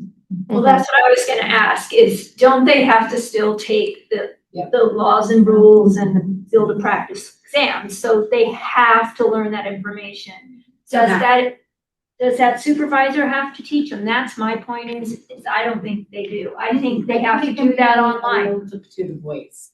I think it wouldn't, I mean, obviously, when I'm showing you how to do a permit, I'm talking about keeping it out of your client's eyes and, using cotton to keep, whatever, double draping. I am telling you all those things, but what the chemicals, I'm not gonna probably be teaching you what the chemicals are in the solution. So I think it can be both. I don't think we need to. You don't have to break it down that far. No, I think they're going to have to do online training in order to pass those exams. Yeah. There's just no way. And that's where it's up to them. If they want this provisional certificate, they have to work toward it. They have to get a book. They have to get their foundation book and their other book. They're going to have to do all of that. I don't think the trainer, the supervisor has to teach them all of that. I think it's going to have to come from others. And my thought is just this, the trainer becomes a facilitator / educator. They're not an educator like in our schools, but they're a facilitator to help make sure they are getting their work done. And they're sitting down and spending the time on their book work that they need to accomplish. Because at the end of the day, they're the ones that need to learn the information. So Derek, does the volunteer scene and those people, do they do a transcript? Those supervisors, do they transcript those people out to be able to get tested, or they just? So essentially what they do is they submit a certificate of completion or certificate of training, and it outlines they have to do this type of procedure, this type of piercing, and then essentially they sign off saying, yes, they've done all these, they've done the practical exam. So it's in a sense a transcript, but it's just not coming from school. So are we this provisional, is this going to require a transcript at the end in order to test? There's some form of something. Typically, it would probably be a certificate. Certificate of training. everything, all the testing that the students do in all the field part of hair, it gets put together and a score gets put in there saying, okay, they tested out all these areas in hair and this is the average score that they got. Because if they're doing online testing or curriculum, whatever, they maybe at the end they have to turn that into their supervisor so the same type of situation can happen, if that makes sense. Yeah. Where, and then I still think the practical exam at a school, it makes sense. But I think once we kind of further define what we think a student or provisional holder should be doing theory-wise, then we can start going into those things. So what should be on their certificate of training form? What's that going to look like? Additional passing, say, a lady chapter exams. How are we going to make sure that that's all verified? So I think that's still stuff that we have to cover down the road. But And a quick question as well too is even a continued education course has to have set out learning objectives. You got to show the flow, right? You got to show what are you teaching them. So are these supervisors going to need to submit any sort of a structure that says, yes, I'm going to be teaching them hair cutting, hair color, perms, because what happens if a salon owner doesn't do perms? They have an allergy. They don't do perms. So this student who's coming in, they go through this program and they've never even touched a perm before I because think in those situations, you'd have an extra supervisor, but we can need to do public comment 2 minutes ago. okay. I just wanted to bring that up and make note of that, is that there has got to be some sort of a structure of what they're going to be teaching them to make sure that all of the state requirements are completed. If we're gonna have them at the next meeting. yeah, I think we'll get more into detail about that at the next meeting. I think we're right now kind of just getting a general idea, and then once we get to the specifics, then we'll definitely talk about those sorts of requirements. Okay. Thank you very much. Great conversation today. To be thinking about before next week's meeting. So it looks like it's time for public and interested parties feedback. Just 1 minute here. All right, at this time, the Cosmetology Qualifications Committee will hear public and interested parties feedback. Public comment is limited to matters listed on the meeting agenda or topics relevant to what this committee has statutory authority to regulate. Comments will be limited to 3 minutes and will not be allowed if they're disruptive to the committee's conduct of its business. If you're called on to comment, HLO staff will request the public member to unmute themselves. HLO reserves the right to end a person's comment early and have HLO staff mute the public member if the comment does not pertain to matters listed on the meeting agenda or topics relevant to what this committee has authority to regulate. Are there any members of the public who wish to comment? And if so, please raise your hand using the Zoom feature or just wait to be acknowledged. Jesse. Thank you very much for allowing me to speak. My name's Jesse Skittrell, and I want to start off simply by saying, plainly and respectfully, the work HLO is doing matters. The intent behind the provisional certificate matters. The goal of getting more people safely trained and licensed in Oregon matters deeply to all of us. That was apparent today. What I'm asking for is not a change in mission, it's a change in how we carry the mission together. Because when training happens inside a real operating salon, we are no longer dealing with licensure alone. We are standing at the intersection of public safety, workforce development, and labor law. That intersection is exactly where partnership becomes essential. HLO brings deep expertise in sanitation, scope of practice, and consumer protection. BOLI brings deep expertise in labor standards, work protections, and employer compliance. Neither agency can fully protect Oregonians on its own in this scenario. Together, they can. Let me quickly introduce myself so you understand the lens I'm coming from. As I mentioned, my name is Jesse Skittrell, and I own and operate the Autorashi Apprentice Program. We are a multi-employer sponsored intermediary supporting registered apprenticeship in the beauty trades nationally. And we've been appointed by the Department of Labor as an apprenticeship ambassador for the beauty trades. To ground this in outcomes, here's a few metrics just to give you an idea. We have over 750 active apprentices in our program, over 500 employer training partners across salon shops and spas. We have a 96% first-time pass rate to the licensure exam, 93% retention to the employer 3 years after, an 86% completion rate, and a 75% productivity rate when they're done with training. And I'm sharing this for one reason. We operate daily where licensing requirements, labor standards, and real salon operations meet. And we see the unintended consequences when these systems are designed in isolation. Here's why this matters more than it might seem. If a provisional certificate holder is allowed to perform services in the salon that is open to the public, that individual is contributing to the operation of the business. The reality doesn't disappear because the intent is training. It doesn't disappear because supervision is present. It doesn't disappear because we call it provisional. This puts salon owners in a difficult position. Many want to do the right thing. They want to train people. They want to grow their workforce. But without clear alignment between HLO and BOLI, they are left guessing where education ends and employment begins. That uncertainty creates very real risk. I'm personally helping Maryland navigate this exact risk right now. Not only legal risk, but ethical risk. And it shifts the risk onto small businesses and trainees who are trying to follow the rules. That's not a place any of us wants to be. Apprenticeship in the beauty trades exists in dozens of states, and many programs operate through DOL registered apprenticeship structures. The reason that matters is simple. The DOL framework and BOLI's role in Oregon represents nearly a century of experience building training systems that protect workers and employers at the same time. So my request is simple, and it's offered with respect. Let's design this together. Let HLO lead on safety, scope, and licensure. Let BOLI lead on labor clarity and worker protections. Let employers know exactly how to comply. Let trainees know they are valued, protected, and respected. If Oregon gets this right, it becomes a national example. If we rush into it in isolation, we risk repeating problems other states are now trying to unwind. I believe this state can lead with both care and courage, and I believe partnership with BOLI is not only the safest path forward, but the strongest one. Thank you for your time. Yes. Can you spell your last name for us, Jesse? Yes, ma'am. It is Skittrall. Skittrall.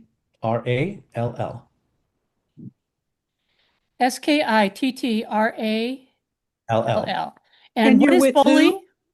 BOLI is the Bureau of Oregon Labor and Industry. They're the representative for the Federal Department of Labor in the state of Oregon. Oregon Labor and Industry. Okay, got it. All right, Elizabeth.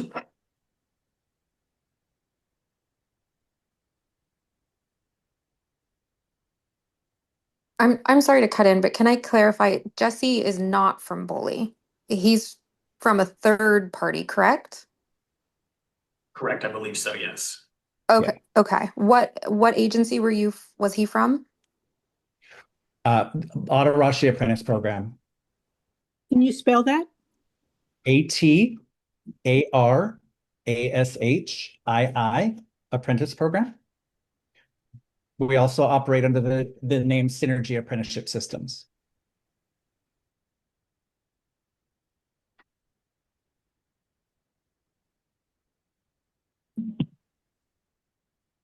Hi. What is your link to BOLI then?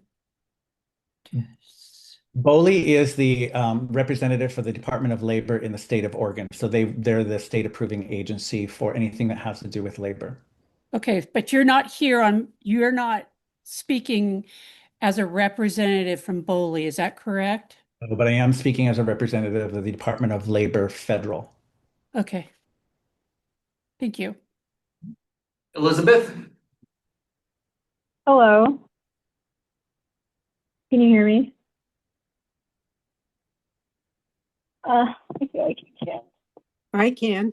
We can I can hear you. Oh, Yes, you we can? can hear you. Oh, perfect. Sorry, I didn't hear a response. Okay, so I wanted to get clarification on whether at the completion of this program of sorts, are they getting a license or are they getting a certificate? Technically, it's a certificate, but the end goal is going to be the same. They're going to get a certificate to perform independently. So oftentimes the term license is used, but the actual term that's used in the statute is certificate. So it's essentially the same thing, but the correct term is certificate. And I'm a little. What would be the difference between a certificate and a license then, in this context? There really isn't one. It's just the terminology that's used in the bill. Okay, then what I wanted to say is if they are the same thing, I think it's really dangerous for us to stray too far from what the state of Oregon has required of schools. I think they were very intentional when they built the program as to what it should be and what the requirements were for both safety, sanitation, and procedures. And I think the farther we stray away from that, we're just asking for trouble. So I get scared to make things easier or simplify things too much for these programs. I think they should be held at the same standard. Great, thank you. And Sorry, can I ask a question? Go ahead. Just to clarify, it's a certificate, but with the intent that they will take the same licensing test and receive a license. Yes.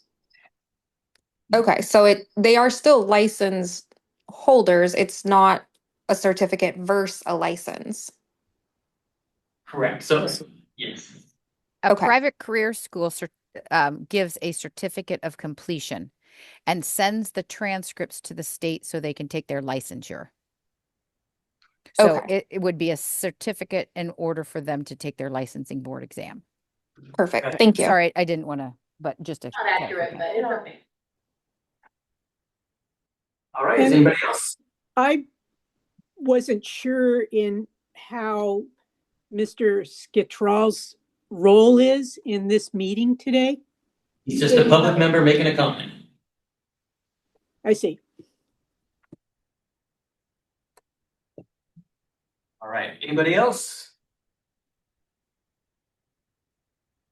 All right, so just to recap, or I guess plan for the next meeting, which is scheduled for January 12th. There's quite a few things that we will be looking at internally from HLO, and hopefully we'll be coming to the next meeting with a little more focused information that will have some more guidance for us. All right, so if everyone has nothing else to say, we will adjourn the meeting. So the Cosmetology Qualifications Committee meeting is adjourned at 2:13 p.m. Right, thank you, everybody. I know it was a long day. Thank you. Thank you. Thank you so much.